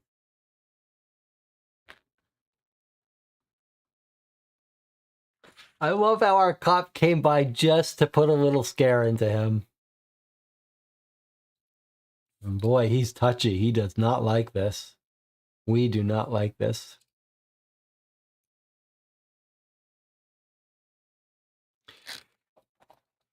All right. So that's actually worked pretty nicely.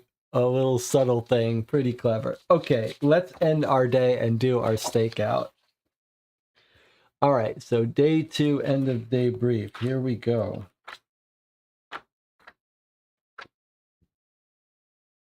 During tonight's end of day briefing, read and answer all of the questions. If there's one or more that you absolutely have no idea the answer to, then you should probably investigate further and focus on what you're missing. Once you figure out the answer to the question or questions you didn't know, continue to the day 2 nights. And Anna says, I guess you don't touch a cop unless you asked him for coffee first. I think that's right. I think you got to be really careful about putting your hands on a cop unless you're really sure they know it's coming. Otherwise, it may not end too well for you. Okay, mandatory. Don't move on unless you have these answers. Okay, so this is the whole scheme of the end of day briefing for high and low, that you've got questions and you shouldn't proceed. It's very different from Sherlock Holmes Consulting Detective. When you think you're ready to solve the case, you turn to the end, and then it's too late to go back. This is the opposite. These are questions meant to send you back if you haven't figured out what you should. I think I've put everything together, and I have a good idea of what occurred that morning. Lieutenant Hofbauer and I sit down to go through what I have to see if we're seeing eye to eye. What is the first name of the elderly woman that lives in apartment 1C at 10 Downing Street? Okay, that was Mira Murphy. What is the name of the deceased John Doe? That's Henry Phillips. Why was the deceased most likely in apartment 1C? To rob the place. Maybe he was also looking for a place to sleep at night. We're not sure, but to rob it for sure. What is the name of the person who has been staying in apartment 1C with the person from the first question? And are they most likely the killer? Yes, okay, so there is our niece, Finola Murphy, who's staying in the apartment with Mira Murphy, and she is going to be our killer. Bonus questions. These are good to at least have a vague idea about, but are not required. They may help you know where to go next. Who is the victim in this case? How did the deceased get the pill bottle? Where is the killer hiding? Okay, well, we know how the deceased got the pill bottle. He robbed someone in Hell's Kitchen, or in the Lower West Side, weeks ago. Where is the killer hiding? Finola Murphy is hiding in the building that she used to live in before it got foreclosed by the bank. But this question, who is the victim in this case? I think that might be a more subjective question, like it's not asking for the name of the deceased. It's already made sure we know that. So I think this is trying to say, like, who do we consider to be the victim?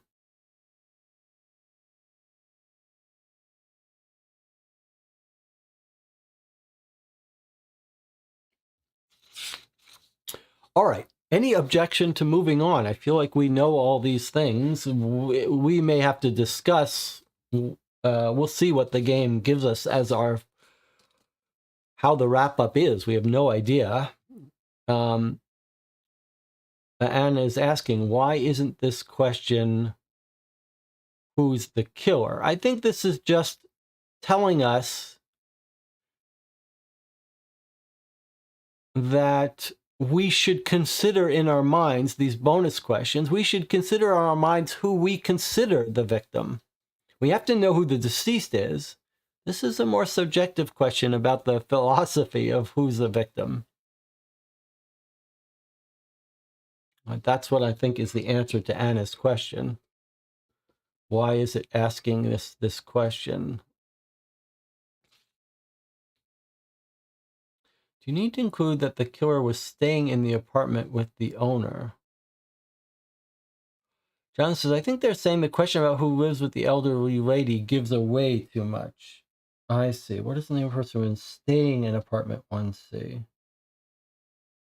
That's a good point.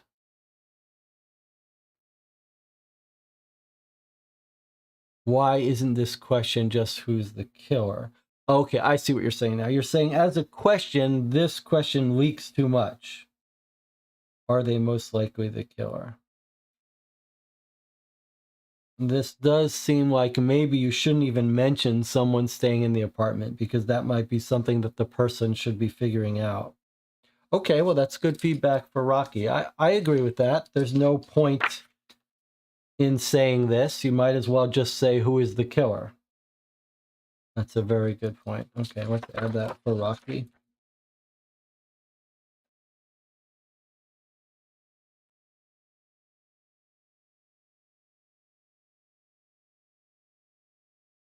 Yes, it's quite common that we get questions that leak information, that unnecessarily leak information. And I agree with you. Might be better to phrase two separate questions. Who's the killer? And then another question, was she staying there alone? What was the first name of the woman? Was she staying there alone? Who was staying in the apartment with her?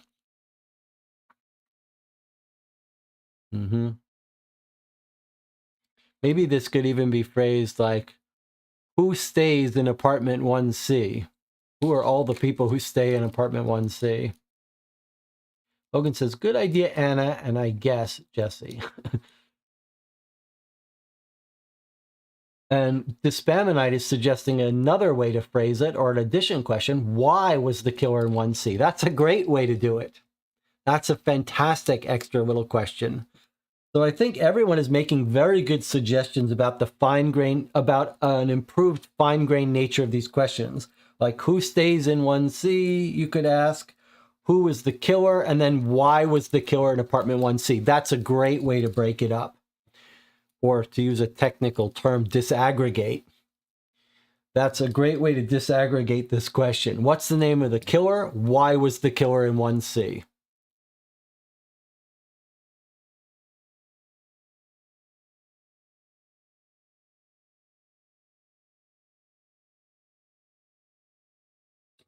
That's pretty good. Okay. And you could ask here, who stays in 1C?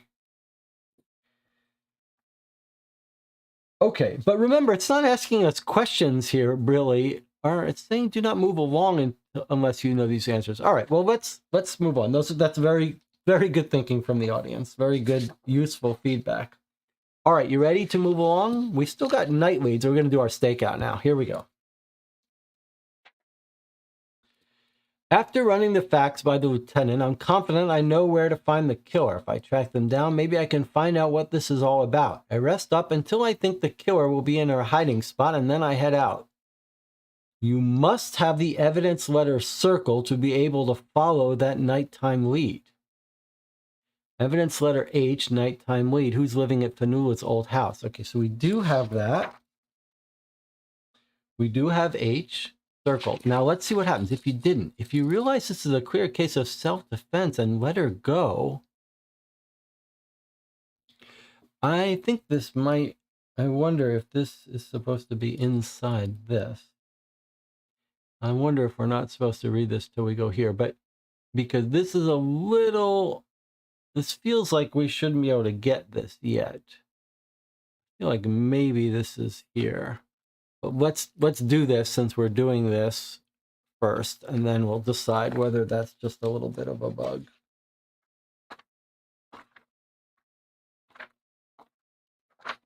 Okay, so we're staking out our late night lead, a nice 2-page long.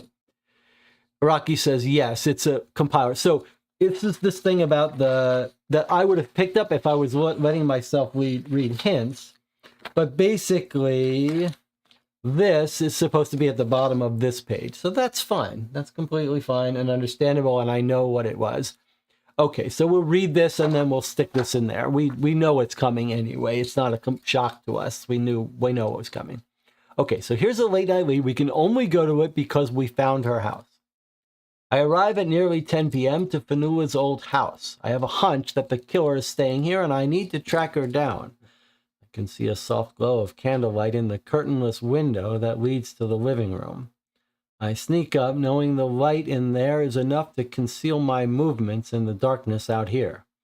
I see a mocha-skinned woman in a long white nightgown pull some blankets onto her, and then she leans over to blow the candle out. I sneak around to the back door, and the real estate lockbox is laying beside the door. I feel the handle, and it turns unlocked.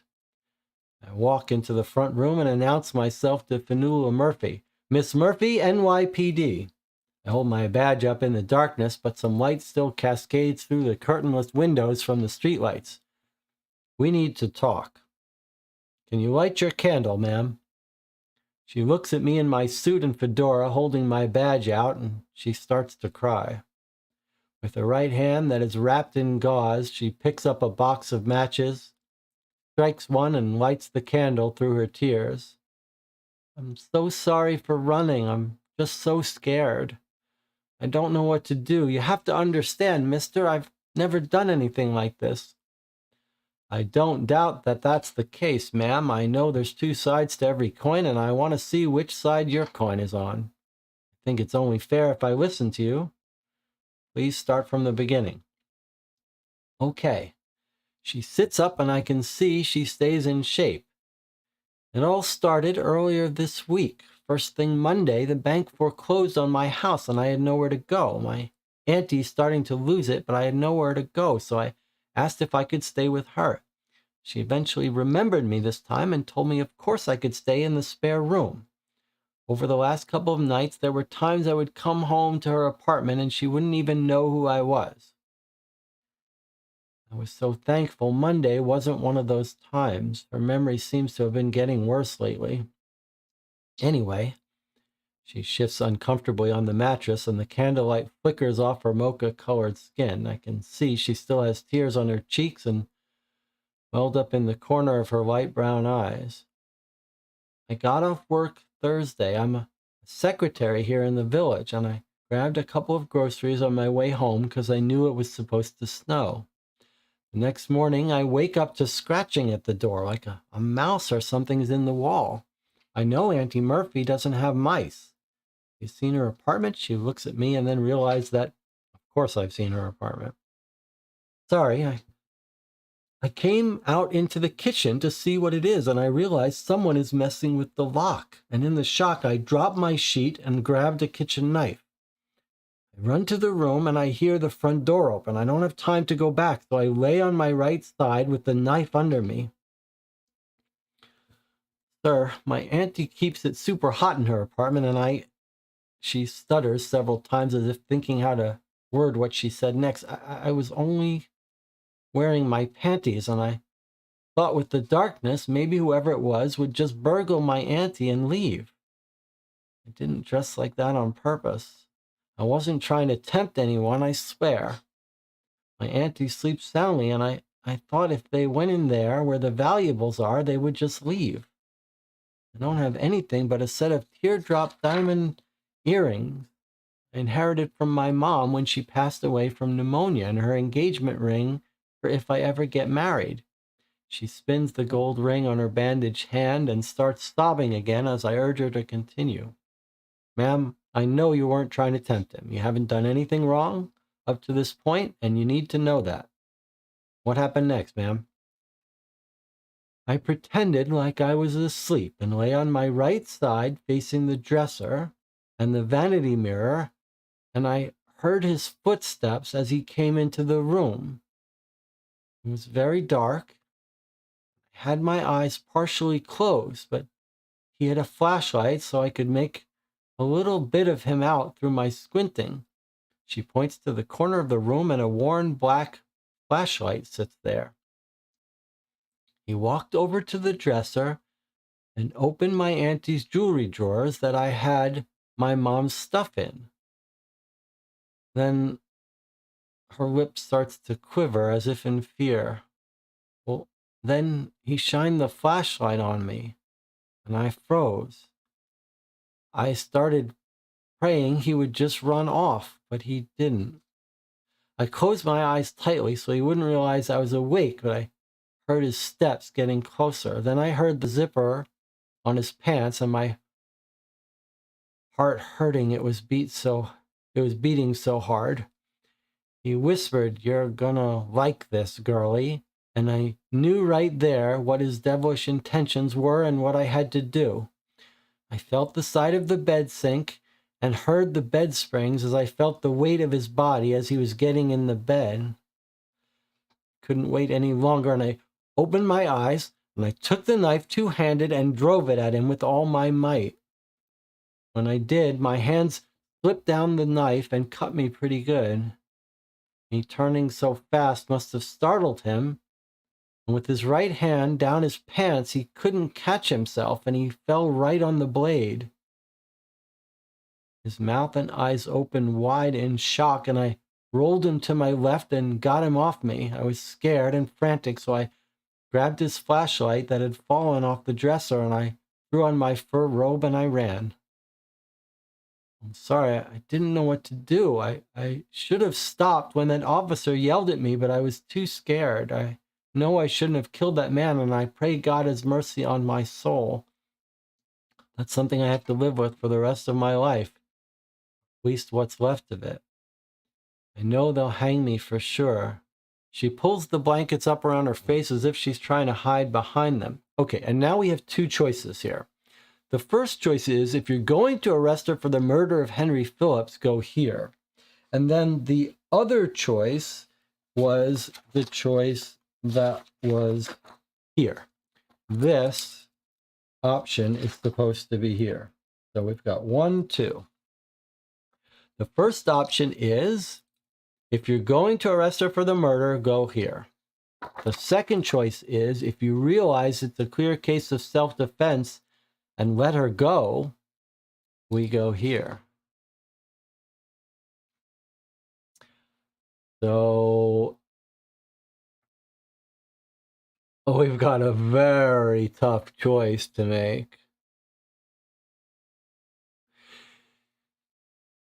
Oh, we've talked on the channel about the idea of giving players tough moral choices, and this is exactly what I wanted for High and Low. It's really kind of exciting to be here at this moment. Let me point out that this is a tough choice. We are clearly sympathetic to this woman. It's clearly self-defense. The reason it's a tough choice now is that we've got our job to do. We're new on the job. We just talked to our lieutenant. We've explained everything to him, our theories of the case. If we let her go, where does she have to go? It's not like that's going to end this for her. The cops are still going to want to identify who this woman is and put out a warrant for her and catch her. So, I would be more inclined to bring her in and then advocate for her. On the other hand, she's a black woman. Is she going to get justice? And are we better off just letting her go?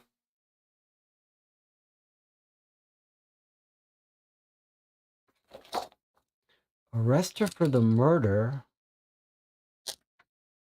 or let her go? I mean, I'm inclined to be very sympathetic for her, but still have to bring her in, but then advocate on her behalf. How are things going to go better for her if we let her go? Surely they're not. She goes on the run. We're risking our own career.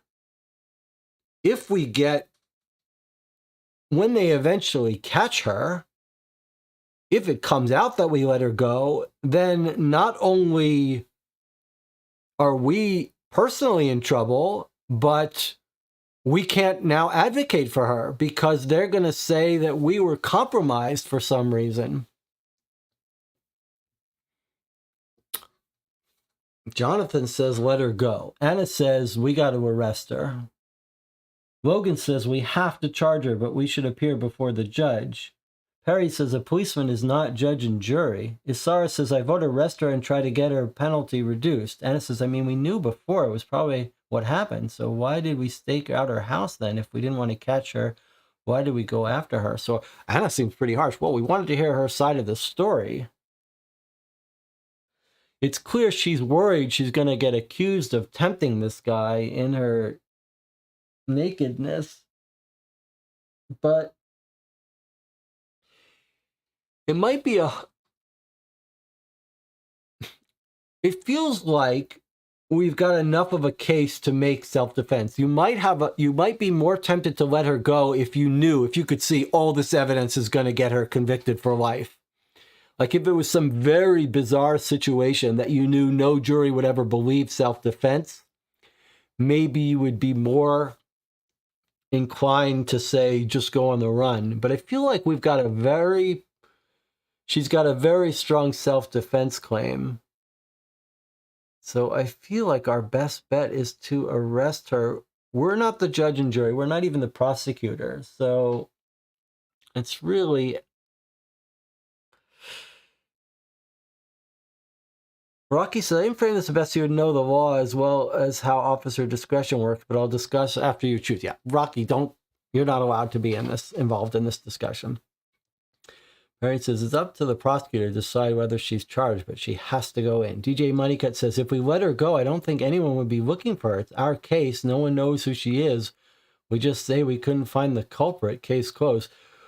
Well, I guess you're right. We could just say, we could go further than letting her go. We could let her go and cover up the whole thing. That's true. I don't know if we're being given that choice. What did we say? Let's see. Let's revisit what we told our lieutenant. I guess we don't know what we told our lieutenant. We just know what we have. All right, so we're not sure what we told our lieutenant.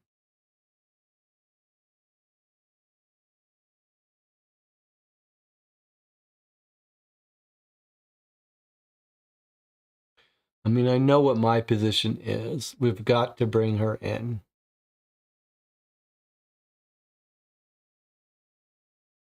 If we start lying our first day on the job, it's not going to go well for her. I just don't see how it's going to go well for her. If she was saying, look, let's say she said here, hey, let me go. I've got family in Spain. I'll be out of the country. They'll never catch me. And if I don't, it looks so bad for me that I'm going to go to jail for life. Then I would really consider it. But in this case, she's clearly has no place to go. She's going to get caught eventually. It's not going to look good for her if she runs. We're not doing her any favors by letting her go. She hasn't even asked to be let go. This is like worst of all worlds. We decide on our own we're going to let her go and then get her in more trouble.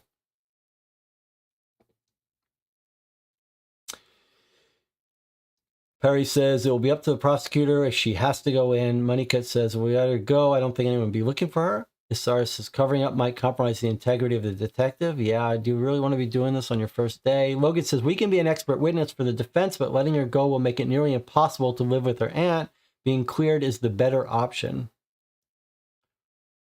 This Spamonite says, do we think a black woman will get a fair shake given the bank is there? That's the worry. She very well may not, but we know we're stand-up guys. We're gonna make it hard for someone to railroad her. And it says, I'm not comfortable playing jury here. Logan says, if a white cop stands in for her, it has more weight than even now.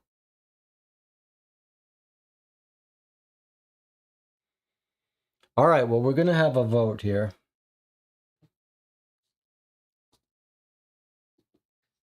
What's it gonna be? Bring her in or let her go? Bring her in or turn the other way and tell her to make a run for it.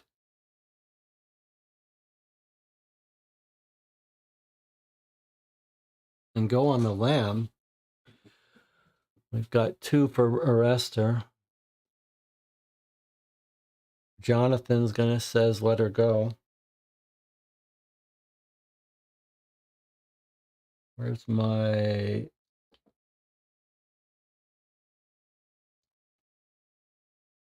Four votes for bringing her in. 5 if you include mine.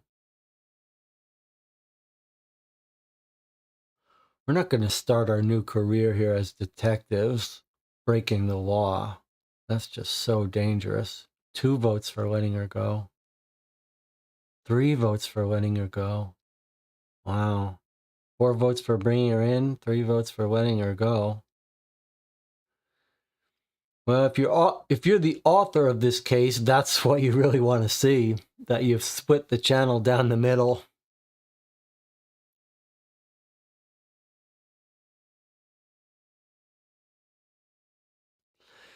So, if you've been in the background of this story and you've never talked in this channel before, now's your time to wake yourself up, break your silence, have your first message in the Co-op for 2 chat be on the record. Logan says, I'd let her go if I thought she had better options. That's kind of how I feel.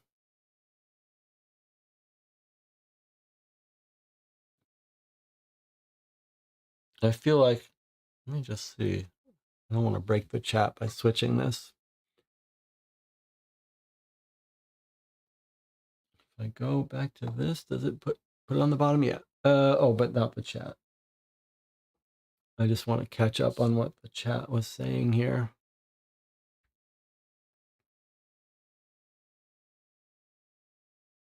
It's a dirty city. Nobody stays clean. Logan says, I'd let her go if I thought she had better options as a brand new woman having to hide.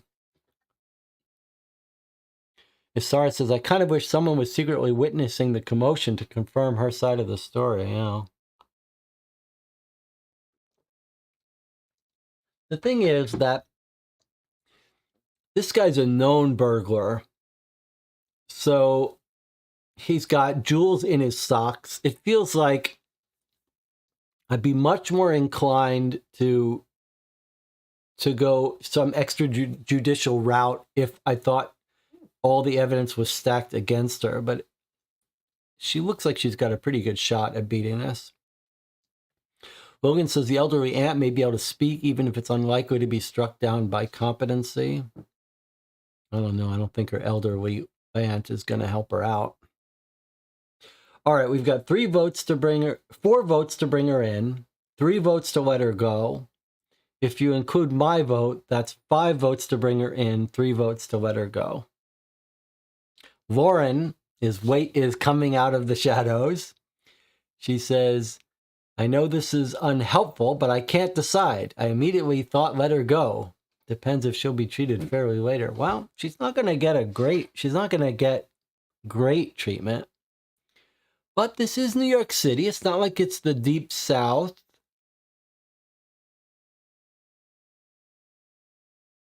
I think she's got a good chance of getting off this case, getting off on self-defense. Of course, you can't know, but if we look at the facts as we know them, this guy was found with jewelry. He was clearly robbing the place. He's got a lockpick set, so it's really cut and dry that this guy was breaking in to rob the place. His pants were down. She didn't know him. It would be so different if she had a relationship with this guy and then claimed he was trying to assault her and she killed him. It's just everything is stacked in her favor. So, all right. Well, 10 more seconds, then we're going to close this vote and bring her in.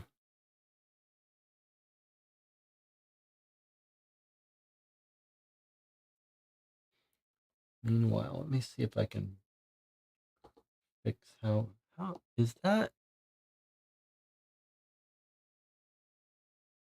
Bring her in. Okay, so I messed with the vote, but that's okay. Lauren decided to vote to bring her in. So that's 6 to bring her in, 3 to let her free. So we are going to bring her in. Let's just hope it works out well for her. We are not jury and executioner. We're going to do our job. We've done due diligence. We've done our job to find the evidence that should set her free. That's all we can do here. Okay.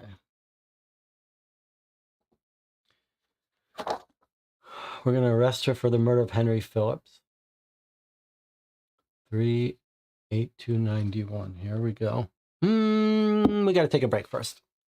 All right. I'll see you in 8 minutes. We'll arrest and bring her in and hope for the best.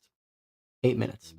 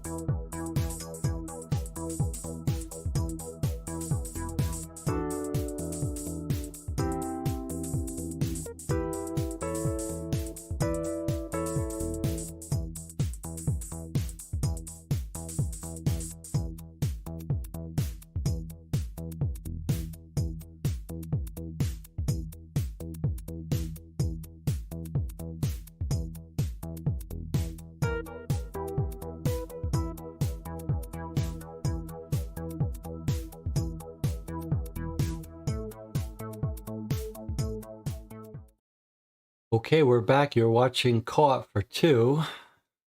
We've had a tough decision here at the end of our case. Combined times for our first session and second session, about 8 hours. We've now confronted the suspect. It's a pretty clear case of self-defense from where we stand, but we weren't sure what to do. We decided we were going to take her in, and that's what we're doing now. So here we go. We're going to arrest her for the murder of Henry Phillips, age 38.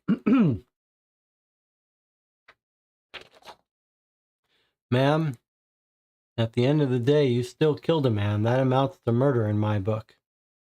Get dressed and put your hands behind your back. I don't feel like I've made the right choice, but I've made it. When I show all the evidence to a judge, I'm sure there's no chance she'll walk, but that's not my call. This is the worst ending.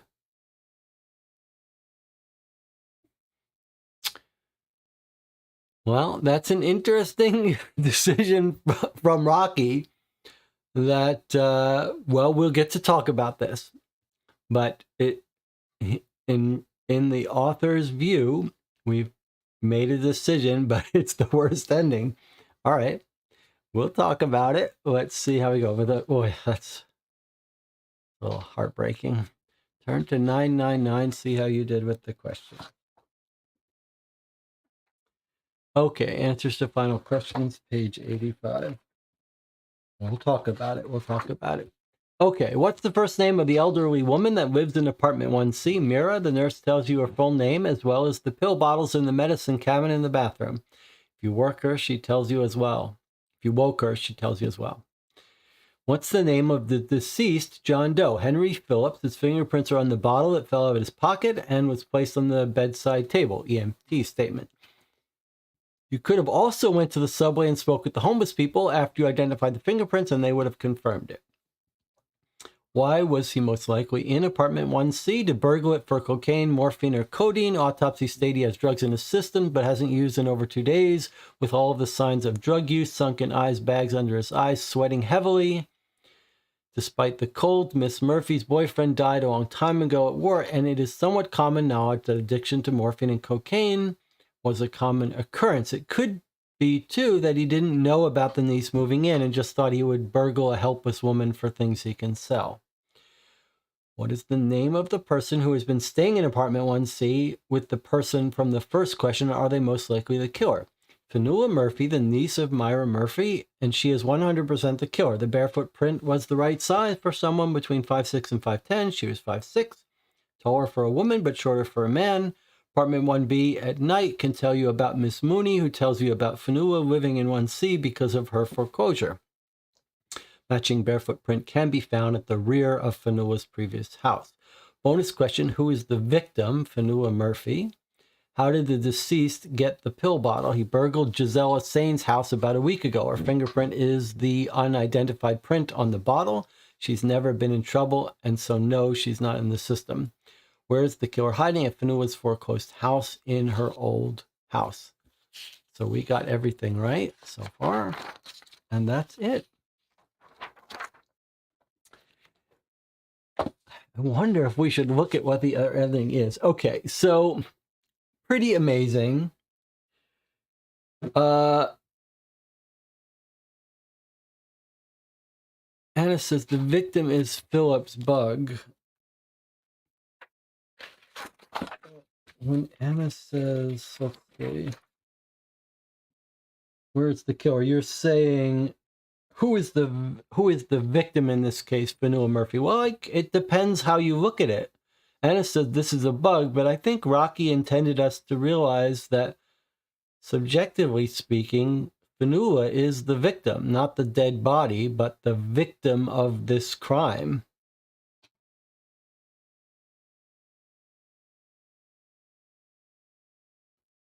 But maybe it should be explained here. I think probably this should be explained a little bit better. Yeah, maybe if you wanted to make a suggestion, because that question was phrased subjectively and vaguely, properly so, I do think this would be a good place to say the real victim of this case was Fionnuala Murphy, who was assaulted. Who is the real victim? Yes. Okay, so let's talk a little bit about this. Logan says, I would have liked an epilogue where it turns out the niece gets to live freely. I mean, I do have some constructive criticism about the ending. Shall we read the good ending? I think we should read the good ending and talk about other stuff, but let's take a moment first to talk about this case as is and talk to Rocky and see if he's got other stuff to say. I want to hear what the chat thinks about this. There are areas to talk about. Really, I think maybe that ending is the thing that I'm most interested in talking about and offering some constructive criticism about. But let me sort of take a bigger picture view for a second and say how incredibly impressed I am with this case. I mean, I am just blown away. I'm really almost feel speechless how touched I am to be able to play this case, to be able to play it with the audience here, with you at home who fully engaged with this case. And it's really quite a special experience for me. 3 years doing this channel, a year working on this game with lots of help from lots of people, to actually be able to play a case in this world with people who have become friends of mine now, and to have us all take this very seriously, and then to have this case be done with such deft skill and writing, and emotionally resonant, and then to have this moral decision to make at the end was a very special experience. I feel very grateful to be here and to share it all with you. Incredibly impressive. And I think the chat, everyone seems to have enjoyed this case and been impressed. Rocky says, I found your channel about 3 weeks ago. That still blows my mind that this was written in such a short time. Just shocking. Shocking. And now I need a drink, having got that woman arrested. It's a little traumatic. Normally I have this whiskey only comes out once a year when we get a case that kills me from frustration. This one didn't kill me from frustration, but from getting that negative ending. Okay. So I've got a list of mostly minor mechanical issues. I do think we should talk about that ending, though. And then I want to hear some thoughts from the audience. But let me just give a little bit of philosophical criticism about the ending. Let me start by saying I think it's 100% valid to have an ending where we choose to arrest her and she goes to jail for life, and it's a very sad, depressing ending. Now, note in this case, we didn't actually hear what happened to her, so that's up in the air. She may actually get off for self-defense. We don't know. There's a little bit of a hint that she's not going to get off by our detective, who says he has no doubt she's not going to get off. All of that is completely reasonable. However, I do think the one sin here is something we've talked about, and it is that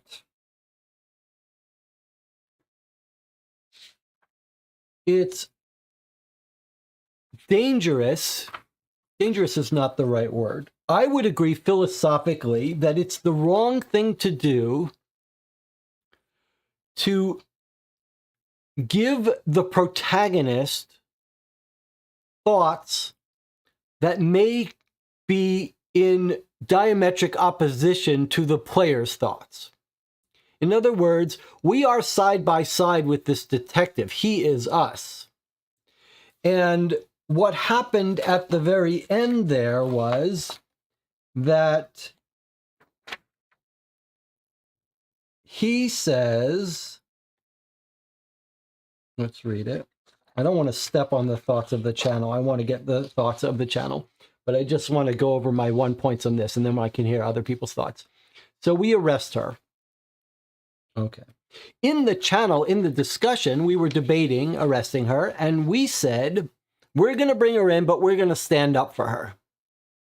We're going to defend her. We're going to be her way out of this, hopefully. But what happened is, our detective says, at the end of the day, you killed a man. That amounts to murder in my book. Then he says, I don't feel I've made the right cost, but I've made it. When I show all the evidence to a judge, I'm sure there's no chance she'll walk, but that's not my call. So I think, in fairness, you have to have, this should happen first. If you want us to make an informed decision, if this is us, if we're the protagonist, and we're not a third party advising this detective, we should be let in on his thoughts that there's no chance she'll walk. And we should be, and this part should be up to us. So I think the fix I would do here is, and I think it would be a reasonable fix since the channel was a little more heavily, I had my mind made up. But you could have, before you make the decision, the detective could be saying to himself, if I arrest her, I think she's not gonna get off. Based on my knowledge and my experience in this world, if I arrest her, she's gonna go straight to jail for life. That's not changing anything. It's just putting his thoughts where we get access to them. So I think that would be fair. The other thing would be to have him say here, I'm not going to pass a judgment. I just don't think he should be making statements that we disagree with. So I guess there's two things here. One is a statement that we disagree with. That amounts to murder. We didn't feel that way. So it's jarring to hear words come out of his mouth that we disagree with. That was our one. But then the second one is the knowledge he has that we don't have. When I show this to a judge, I'm sure there's no chance she'll walk. This is okay to have this knowledge, but it should have come before we made this decision. And maybe if I was writing this, I mean, you'd only get this from playtesting different groups, but if you wanted to, the wonderful part about this decision is that it did split the channel. Maybe if you wanted to try to split it even more, you could have her ask to be set free and have him say, if I arrest her, she's going to go to jail for life. That might have made our decision a little bit harder. But boy, do I love that this is the way the case ended. The fact that Rocky ended this case on a tough moral choice, love it. Love it, love it, love it, love it. And then those of you who voted to set her free must feel pretty good. Okay, let's see. Let's look at some thoughts here. Jonathan says, the evidence system worked well at helping the players keep note of all the clues they uncovered. That worked very well. That was a shock to me. Totally different than what I expected. Isara says, a really amazing experience, so much depth. Logan says, as a demo case, they should be reversed. After cases where we see how our higher-ups deal with the clear self-defense, it maybe should end this way. Even have other offers go against our testimony. Perry says, great insight into police procedure and demonstrates the system's very strong. Anna says, Rocky is like Deus Ex Machina with an incredible demo case before the deadline. Yeah, it came out of nowhere and is a perfect demo case. John says, one technical suggestion. I think instead of the part saying after the next lead, you are free to go where you want, just say now you are free to go where you want after the lead. Jonathan is talking about in the beginning when it said we're free. Logan says, an amazing case, an incredible conundrum for the end. Jonathan says, in terms of it being a demo case, I do think it did a very good job explaining the concepts of the game as it was being played. Yeah, that was another revelation that I didn't even consider for the demo case, but turned out to be the perfect thing. Rocky says, I need to rewrite the ending so you have all of the information to then make a decision you like, and then you are correct. It should be written in a way that the choice is based on why. And it says, or you can leave the ending open. We're hoping it will be ruled self-defense. We're going to testify for that end. Yeah, there's lots of ways you could address those issues I had. One would be to just have him not make any comment and let the players read into it what we want, what we wish about it. I kind of like the fact that we don't know what happened. So I'm not sure you could have it exactly as it is and just read out his line about him being sure she wouldn't go to jail and the comment about it's murder in my book, or give that information about sure being in jail earlier. That might make the decision even tougher. Like if you had him, before we make that decision, say, I think if I arrest her, she's going to go to jail for life based on my experience, that might have made the decision even harder. But yeah, lots of I like that we don't know what happened, actually. Perry says, I agree, Jesse. If we must make a decision, it must be informed. It has to be informed based on what the detective knows. We don't have to know about anything other than our own thoughts. But it just has to be that if he's going to conclude that she's going to go to jail for life, he has to conclude that before we make our decision. So we get to know the thinking of our protagonist, our proxy. And he shouldn't say something that doesn't align with our thoughts. He shouldn't say in my book you just committed a murder, because we disagree with that, and that's not fair to have that separates us from our protagonist. And it says, I think this game wants to be for advanced players, so it's a good demo in that case. John says, I have a couple minor concerns in terms of it being a demo case. One is that maybe the first few scenes are so long and descriptive it might overwhelm new players. And two, there weren't really any bottlenecks we needed to really have an aha moment. There were bottlenecks in terms of the multiple day mechanics, maybe some puzzles to figure out how to get to a location. It's interesting. Jonathan and I are very frequently on the same wavelength, and he's bringing up some things that I've thought about both of these points, and I think it's worth me talking about them a little bit. Initially, Martinez Conradi was going to help write the demo case, and he did. He wrote a big chunk the first day of a demo case, and one of the things in the case he was writing was it had a long introduction. And I said, what Jonathan is saying right here, I said, I think for the demo case, it's important for the intro to be short so they jump right into the demonstration and start doing their work. And I may have caused some harm to Martinez's case when I kept pushing for a shorter introduction. And this did take a different tact. But on the other hand,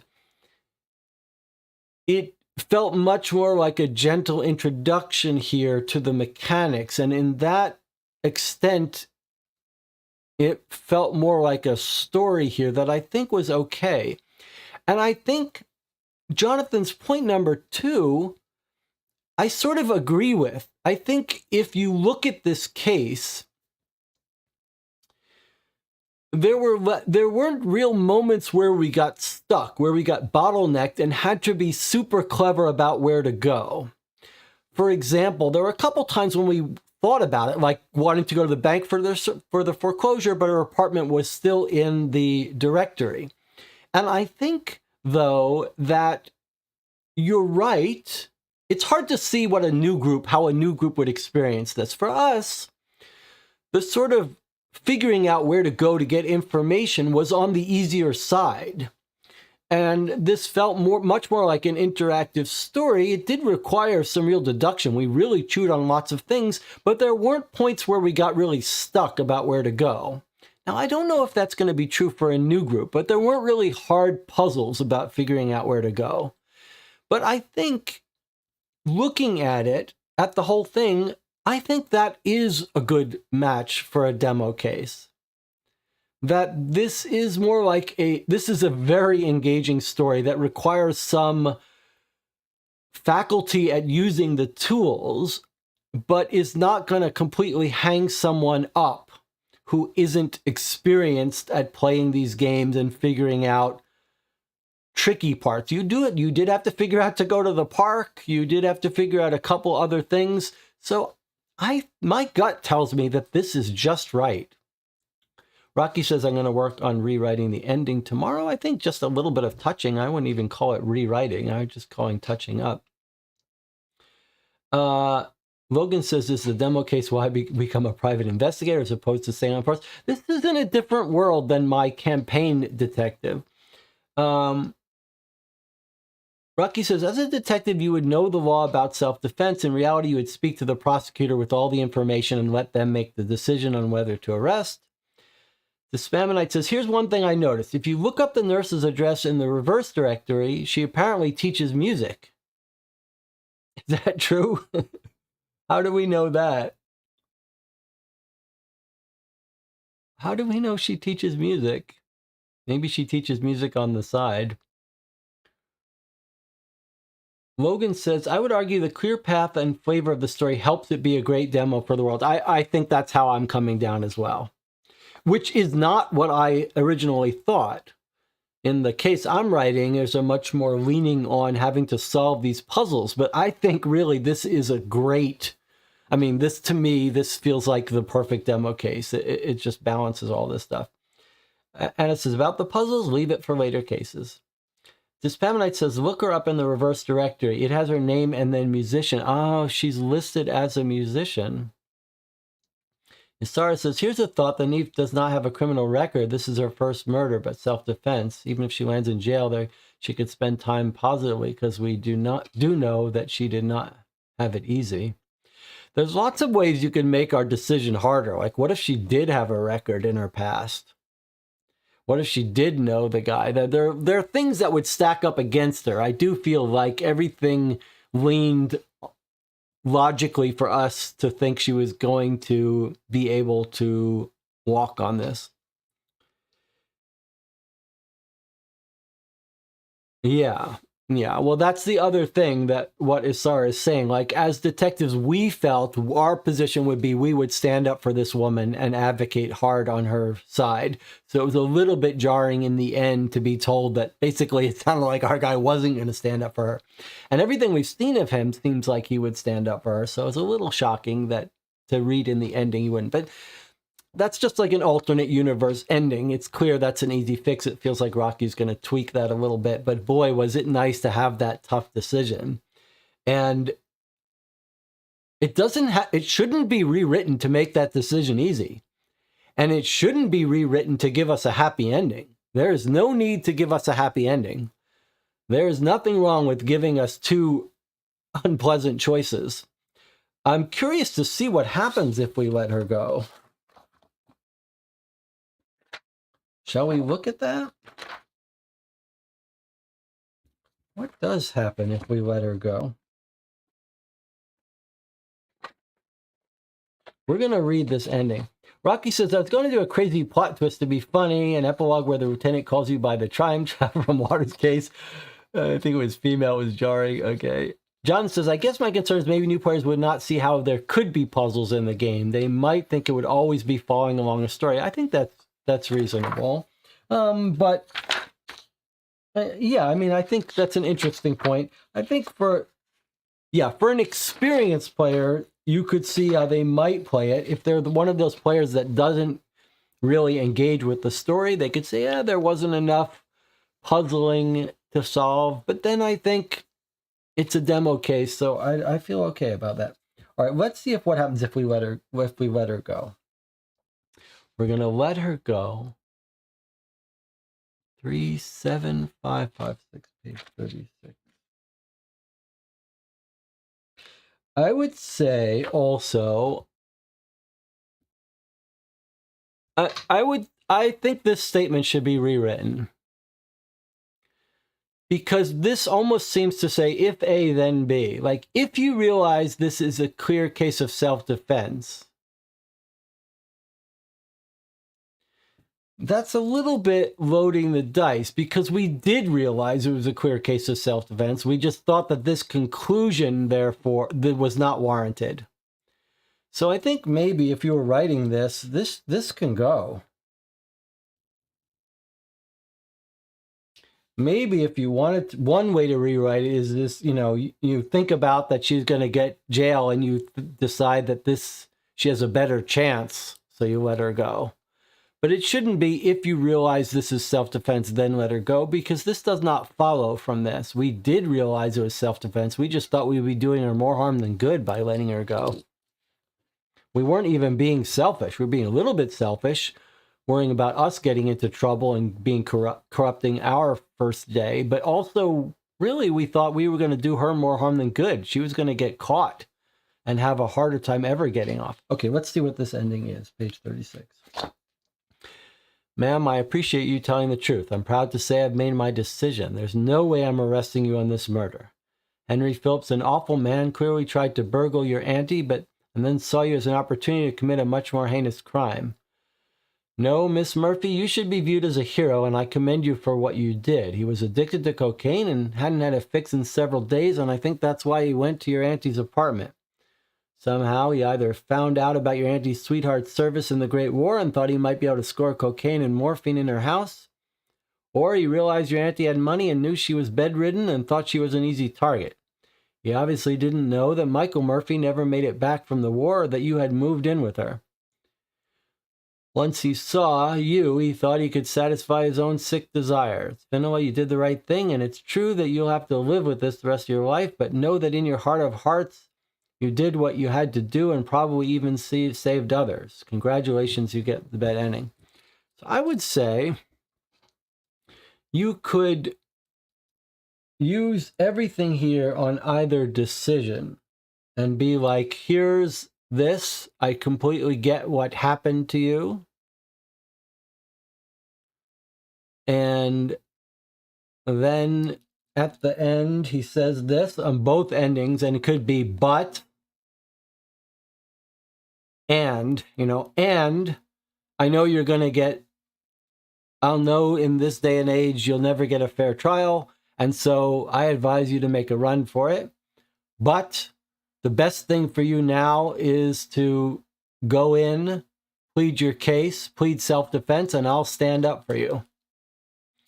So I think our guy feels like he would say this and know this no matter what choice. And just one choice is, but I'm bringing you in anyway. It's better for you. And I have a duty to uphold. And the other one would be, I'm risking my own career by doing this, but I'm going to let you go. Logan says, I agree. Jesse. Anna says, puzzle could be figuring out where her foreclosed house, not in directory, but we need to find the bank. Yeah, I think I wouldn't mind that. In fact, as a finale, I think if you used a name that wasn't in the directory, instead of Fanula Murphy being in the directory, if we called it, Gisela Murphy, and she's not in the directory, so the people don't know where her house is, but if they go to the mortgage company, he can give us an address. I think that would be a nice little epic finale showdown puzzle that would let the player could let the player get stuck there. And that's not a bad idea for the one final finale puzzle. It has the additional advantage of getting the player to that scene, getting the player bottlenecked until they find the mortgage company scene. That's a pretty clever idea. I think that's not a bad idea. And then, of course, the whole idea of the end of day briefings being the emergency exit if the person doesn't know how to find it. The end of two briefing could be involve, did you find the woman? I guess, do we have that in here? I don't know if it's in here, but that would be the idea of the end of day briefing, that if the person was going to get stuck because they couldn't figure out where to go, the end of day briefing could be, the racist lender wouldn't know or care where she went. Yeah, but he would know what apartment got foreclosed on. That's the point. He would say, yeah, I foreclosed on her apartment at 201 West 70th Street. And that's where you would learn where she stayed, rather than through the directory. That would be a clever little extra puzzle. You'd want to do something in the, you don't have to change the banker at all. You have to have him exactly the same, but when he goes in, he says, yeah, I foreclosed on her this is her address. And that's where we foreclosed, and that's how you would discover it. That would be a nice little puzzle that would get you there. The only thing you'd have to do, you wouldn't have to change anything but that. You'd have to have her not be in the directory, so refer to a name that wasn't in the directory. The only thing you probably want to do is have in the end of day briefing, it says, if you haven't found her, take a demerit and check out the banks, the mortgage company, just in case people got stuck and didn't figure out to do that. You'd want to make sure that at the end of day, that's the whole point of the end of day briefings as an emergency release, that if they get to the end of the day and they haven't found her apartment, the end of day briefing should say, if you haven't found the apartment, take some demerits and check mortgage companies. And then I think that is a nice little puzzle at the end. It solves Jonathan's question. It gets the player to that mortgage scene, which is very cool, and ramps up the suspense and tension over the final scene. Very clever. Very good suggestions from the chat here. Jonathan agrees it's a good idea, Anna, and everyone else adding on. Yeah, very clever. Logan says, what an amazing case. So good and so involved. DJ Monica says, I looked up the history of EMTs. First EMTs were in the late 60s. Back in the 30s, 40s, you just had ambulance drivers to take you to the hospital. Lots of little details. I think that are easily I wouldn't worry too much about. I mean, it's a good point to know, but I mean, I wouldn't worry about fixing that. I guess that's the way I would say it. Rocky says, I thought this whole case would take about 2 hours, so I wasn't looking to expand, but I think that's an easy, quick change. Yeah, probably. I think you probably have to figure this will probably take a normal group 2 hours instead of our 7 on YouTube. On the other hand, if it's encountered by a complete novice group, could take longer. John Warner says, demo case team, if there is time, it might be nice to add a diagram of the apartment to the leads book. Interesting. Rocky says, I have a picture of the EMTs from 1931 there on Discord. There's lots of things that, might not have been widely accepted till a certain year, but, was used on and off in different things. And you're talking about a big city like New York City, so there may be things ahead of time. Let me look at my other list. I mean, I just love this so much. I love the tone. Yeah, there are lots of things I said in the first session that I haven't repeated here, and I've almost forgotten, but the feeling of police procedural writing here in the beginning of the case was so good and so engaging. I loved it. Anna had an interesting point about, it wasn't Anna, it was Nicola in the channel who was saying he was watching, had an interesting point about the case being front-loaded in the apartment building, that we spent so much time there in the beginning, and it would have been nice to force us to split that into multiple days. But I think we're going to have to discuss that another time. It's definitely an area that I'm really interested in. How would you force the players to make decisions about where to go and not feel like they could go everywhere? For me, it felt very appropriate police procedurally that we spent so much time in the apartment building in the beginning. Was very interesting. Let's see. And it's saying that being a hero for killing someone is too much for me. Wouldn't be, we understand why you did it enough. And Logan says, good point. I think I would agree with that too. I think there were very few, but a couple little statements. Now, far be it are we to criticize the point of view of a police officer in writing this, But I think I would agree with that. Like, that felt a little over the top to me. Just how he says, like, you did a good thing. But actually, a police officer might view it that way, too. But I do feel like that might have been a little unnecessary. And it looks like Rocky may agree as well.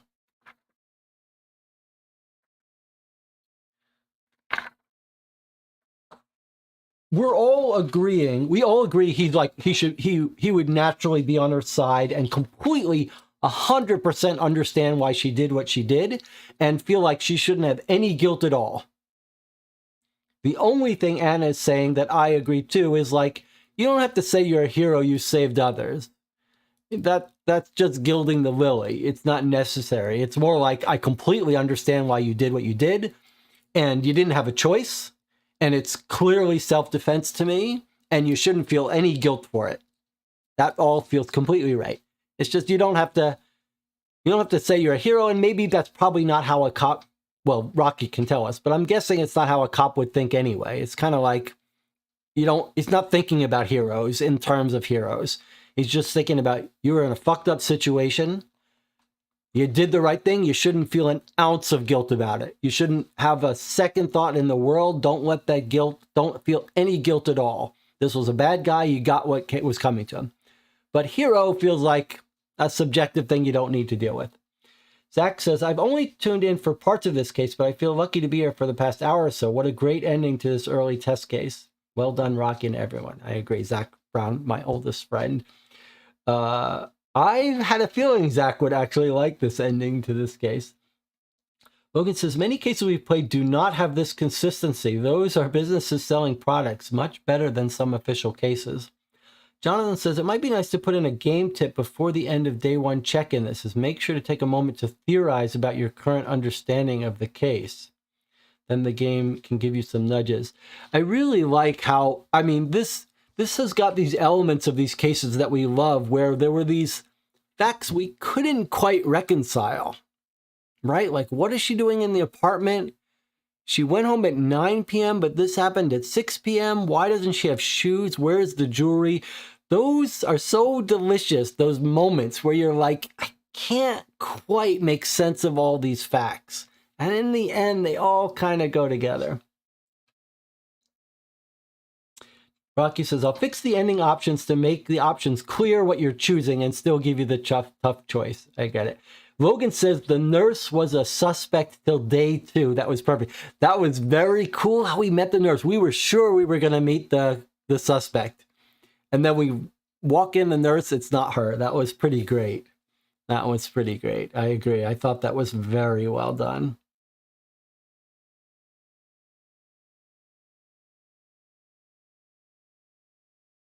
Now, I'm going to have to give some thoughts to this whole evidence system because it's completely not what I was thinking.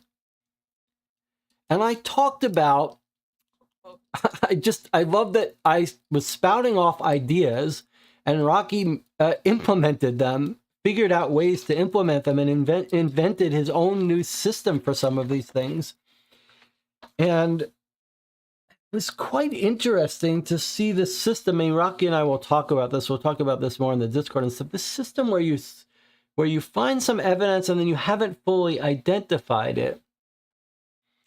And that's very fascinating to me. And I thought it worked very well. I have to wrap my head around it because it's not what I had in mind when the way I described the use of evidence. The pitch I made for high and low, Rocky says, do you want what you missed? Yes, absolutely yes. Let me just finish up making this point, and then I want to do it. When I pitched the idea of evidence in high and low, what I said was, it's frequent in these cases, like Sherlock Holmes Consulting Detective, that the players figure out what happened early and then feel like they're just treading water waiting for the end. And I said, it would be nice if the players had to locate and identify evidence to prove the case. And then if they figure it out early, that should help them gain the evidence. And then they have something to do to prove their case, which is something we kind of sometimes informally do when we want to extend the length of a case. We say, well, let's prove it. So I've been using this term, locate and identify evidence, recover and identify evidence. And this is a very interesting system where Rocky seems to almost have done that literally, where we've got evidence occasionally, and then we've square it when we find it, and then we circle it when we definitively identify it, like we identified the fingerprint and we identified the autopsy. And it was not what I was thinking. I was thinking, when I used the term identify, just loosely as saying, like, you might come across lots of objects in a scene, but you don't know their significance. So I was thinking informally in the sense of identify. Like at the end of the case, you'd be asked, what proves that the killer was this person? And you'd say, well, we found the dog hair, and the dog hair was white, and the suspect has a white dog. So I've now figured out, I've identified in the sense of figuring out that this evidence proves this. Whereas this is a more mechanical thing. This is more mechanically checking that you followed up this lead to the point where the coroner has, or the forensic guy has definitively identified it, which gets back to what Jonathan was saying about sort of mechanically following up leads versus sort of deductively getting stuck and figuring it out. And I think both are satisfying. This was a much more procedural feeling case, which had its own real satisfaction. All right, let's look at the chat and talk about some of this stuff. Okay, Rocky says, I've added the shoes due to the channel. This was the part about us saying how her shoes were missing. Logan says, congratulations, Rocky and Jesse. Feel so much more to come from the narrative mystery game community, lightning in a bottle. Rocky says, you spoke to the neighbors in the apartment building, but when you look in the reverse directory, you can get all of the neighbors on that block. I see. Rocky says, I wanted to have the ending tied to the evidence, so you chose to arrest her or not. It would check if you have certain endings based on the evidence letter you had. So I also added the sheet she dropped to the kitchen. I see, the sheet she was wearing that was in the kitchen. That's interesting. We missed that. I think we might have missed that there was a sheet in the kitchen. That seems like we overlooked. That would have been something we should have noticed that we overlooked. Rocky says the funniest neighbor is the one on Downing Street. So if you look up Downing Street on that block, in addition to that apartment building, there are other people that live in that block, and we could have talked to them. The funniest neighbor is the one on Downing Street. Do you happen to know the lead number of it? Obviously, I could find it. Is there anything else we missed? So if the block of the apartment was 107. So if we look up Greenwich Village 107, there are 3 other neighbors on that block. Alarcon, Fred Bonnert, and Jay Hernandez. And Rocky said Bonnert was the interesting one. 34917. 34917, page 34. I knock on 2B's gray door and hear the telltale. Oh, wait, 34917. I knock on the door of the house beside 10 Downing Street. A Fred Bonnert answers and tells me he looked outside when he heard the officer's whistle, but the person he was chasing had a good lead on him, and he could only see a silhouette. Seemed like a rather athletic person, but by the time he got to 6th Street side window and looks out, he didn't see anything helpful. Jonathan says, when you print out the demo case, I would make the evidence sheet its own sheet and not on the back of the lead sheet. Just have another leads page on back. That's not a bad idea. You're just saying, like, have this be its own sheet and have this be its own sheet. Maybe a double-sided sheet of leads, so you have more room to track leads, and just have this be by itself.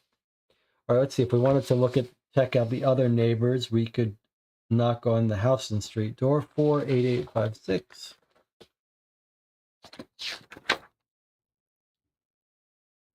Page 49.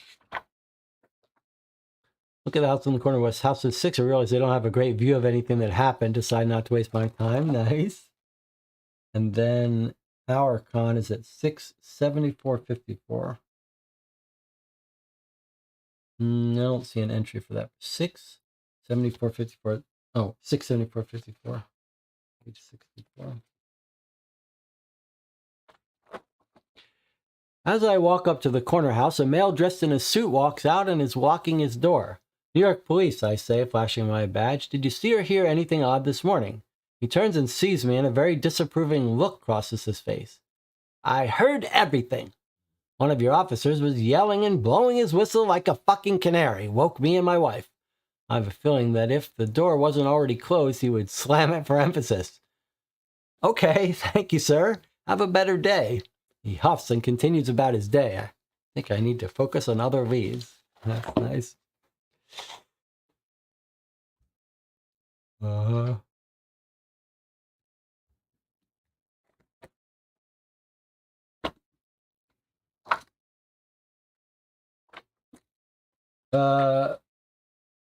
Well, I mean, I loved it. I absolutely loved this case. So let's see. I have a bunch of little small notes that Rocky and I can talk about offline. Just things mostly have to do with the production of the book with my tool. We can put some fonts in typewriter that's supposed to be documents. We can address a couple of those issues where the thing got put on the wrong page. There may be a way to make that less prone to happen. I know exactly how that occurred. There were a couple, really, the most minor things. Really, the ending was the only thing that we had significant hint about.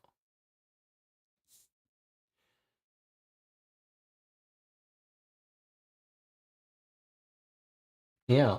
Any other final thoughts from the channel? So I think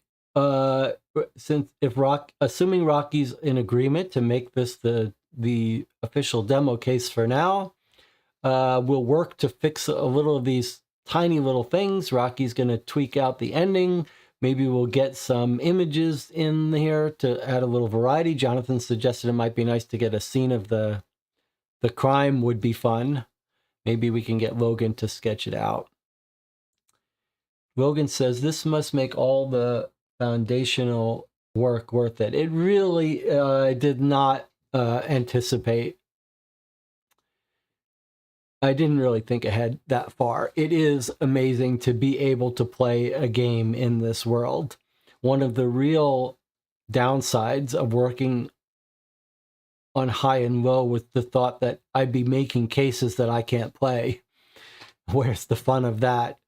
But this has really been a wonderful surprise, and I certainly never thought that there'd be a case to play so quickly. And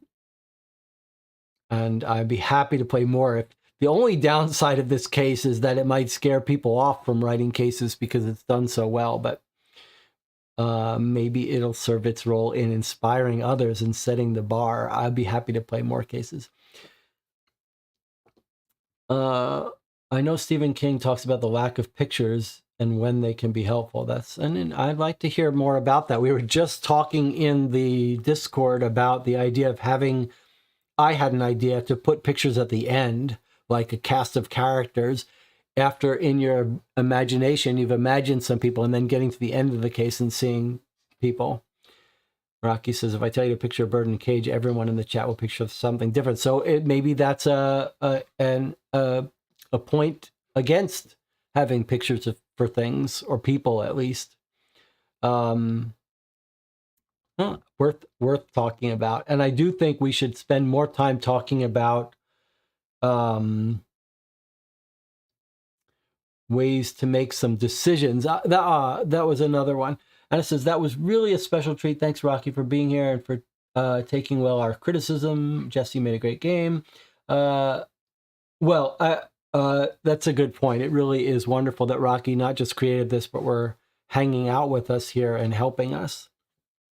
You do remind me, though, of one other major, the only other really major suggestion to make was that nighttime lead. I think this is a very a good game design point that's worth talking about. So we got to the nighttime lead, right? And we had 3 of them at the end of day 1 that we could choose before. Probably the channel knows, or someone in the channel knows what I'm going to say. We got to the end of day 1, and we had our nighttime leads, and we had 3 of them that we were curious about. Okay, and here's how they were presented to us. First, our lieutenant says, I think you got time for 1 or 2. Choose 1 or 2 to wrap up the case. I got excited when I saw that. And then we got here and it said, you probably got time to do them all. We had an invitation for coffee for our girl, and we had 2 others. Now, when we got here, it said we had time for do them all, but I still was scared that we were going to run out of time to do them all. And it created, remember, with this kind of game, there are so few actual decisions to agonize about. And this, whenever you got an opportunity for that in this kind of game, we should grab onto it and embrace it. And I think that was an opportunity here to force the player to only do 1 of these. And I think that would have been agonizing for me, because you've got one that you know is unrelated to the mystery, but you really want to narratively get that reward. And then you've got a couple others that are related to the mystery. And that would have really been an agonizing decision. Now, Rocky did something a little bit clever here, which is when you go here, it ended your day, so you couldn't do others. But I would argue that this is one of these things that seems good on paper, but is counterproductive, because I don't have a name for this, but what it is it's a consequence that maybe you couldn't really anticipate. Like, it's hard to know that if we go here, we're not going to have time to do the others. You could just as easily make the case that if you do these, you won't get a time to do this girl. And to hide it from the player until it's too late, it's not that it's wrong. It's not that it's not a little bit interesting in its own regard, but you're losing out on the tension and agony of making the player choose, because you're basically saying it's out of your control what the consequence of your action is going to be. It's much more impactful to tell the player right up front, you can't do all of these. And then, just like that final decision about whether to arrest her or not, then you've got a great moment. And the idea of using the nighttime leads to do this, to say you can only do 1 of these, should be embraced, should be taken as an opportunity. And I think it's a great way to end a day, to have this thing where you can only do 1 of these things. And mixing up the narrative rewards with the more information on the case, I think is perfect, because that's a tough choice. I don't know what would have happened here. If you gave me the choice about learning more about the case or visiting that woman, that would be a very tough choice for me to make. Anna says, Jesse, you could have anticipated that if you visited her, you might not be able to do any other leads. I guess so. But it says I should be able to do all of them in any order. So I think you'd want to go the other way. You want to say you can't do all of these. That might be a way to do it. Say you can't do all of these, but don't tell them exactly how many they get to choose. Maybe something like that. Even if it was an illusion, even if you actually could do all of these, the right thing to do is to tell them they can't, so that they agonize. That's sort of, that would even be compatible with my saying, you don't even have to only let them do 1. You just have to tell them that they probably aren't going to be able to do all, because you want that agony of deciding.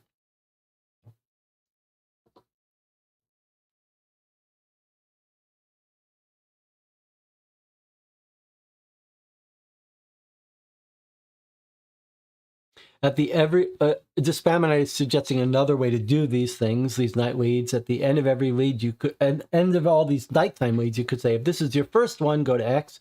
If this is your second one, go to Y. Rocky says, "Were you hoping you'd have coffee to keep you up?" Yes, that was one of the ways you could. I was thinking of.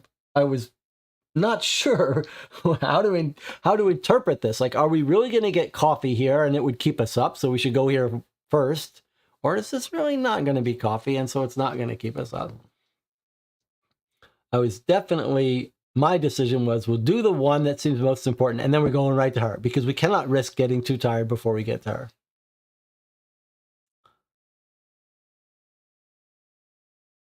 She had the hotel coffee thing in there. That was pretty good.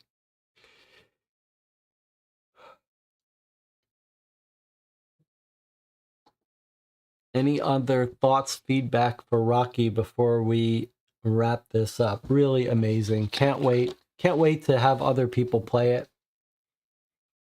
I'm very curious how people who are new to this whole Sherlock Holmes consulting detective system will get along with this. Will they get stuck? I am curious.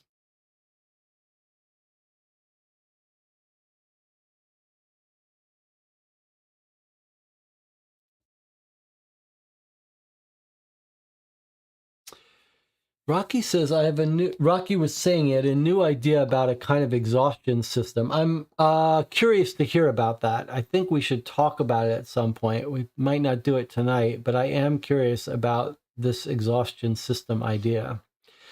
It's a little hard. I mean, anytime you're giving player choice and anytime you're trying to make a person end a day early, the problem is you lose this control over what they see when, and that makes life tricky. So that's sort of the needle that's being threaded here. And it says, that would have been a big surprise that lead should give you your coffee so now you can go to the other two leads. That would have been a surprise.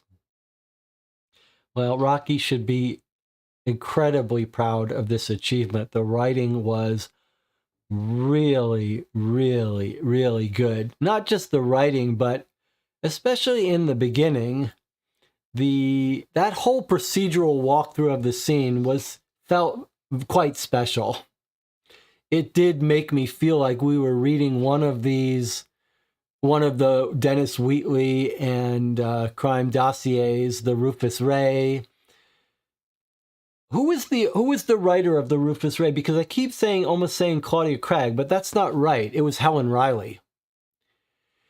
Dennis Wheatley, if you go watch my videos, if you like this noir 1930s feel, go check out the series of police dossiers by Dennis Wheatley, because the Americans made their own sort of spin-offs.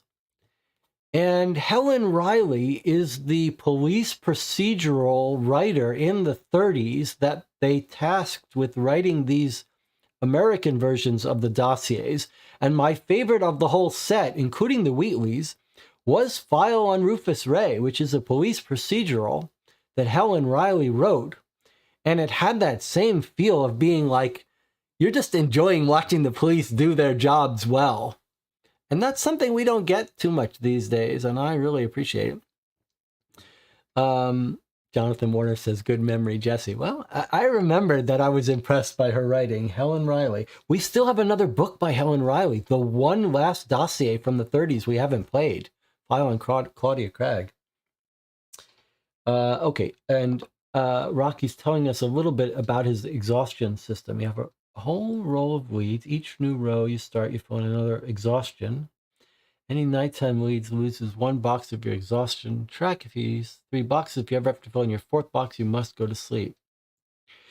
This is this idea of limiting what people can do on every day. I think it's an intriguing idea. We've had some real debates in the channel about any of these games that use a time mechanic.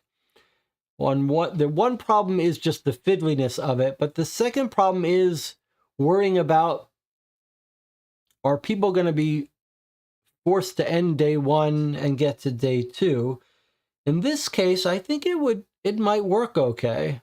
sleeping empties the boxes. Yeah, I think that might work in this case. Well,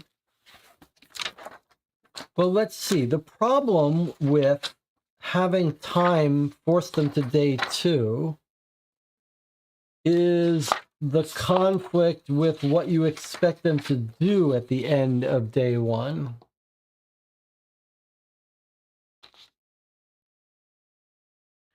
So this is the part you'd have to worry about, Rocky. If you force them to end day 1 and get exhausted,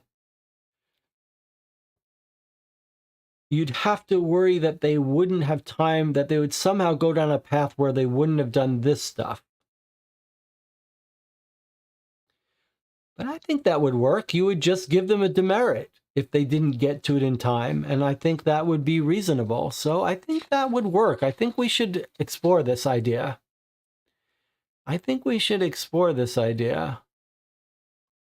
That if they don't, that they might run out of time, they might spend all their leads. But we'll have to think about it. Anna says, thank you to everyone. Hope this demo case will be downloadable soon. I agree with that. After we get this next version running up, we'll make it, hopefully it'll be downloadable for people.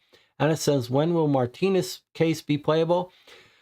I don't know if the case we were working on, if Martinez is interested in following up on that. I think he may want to start over.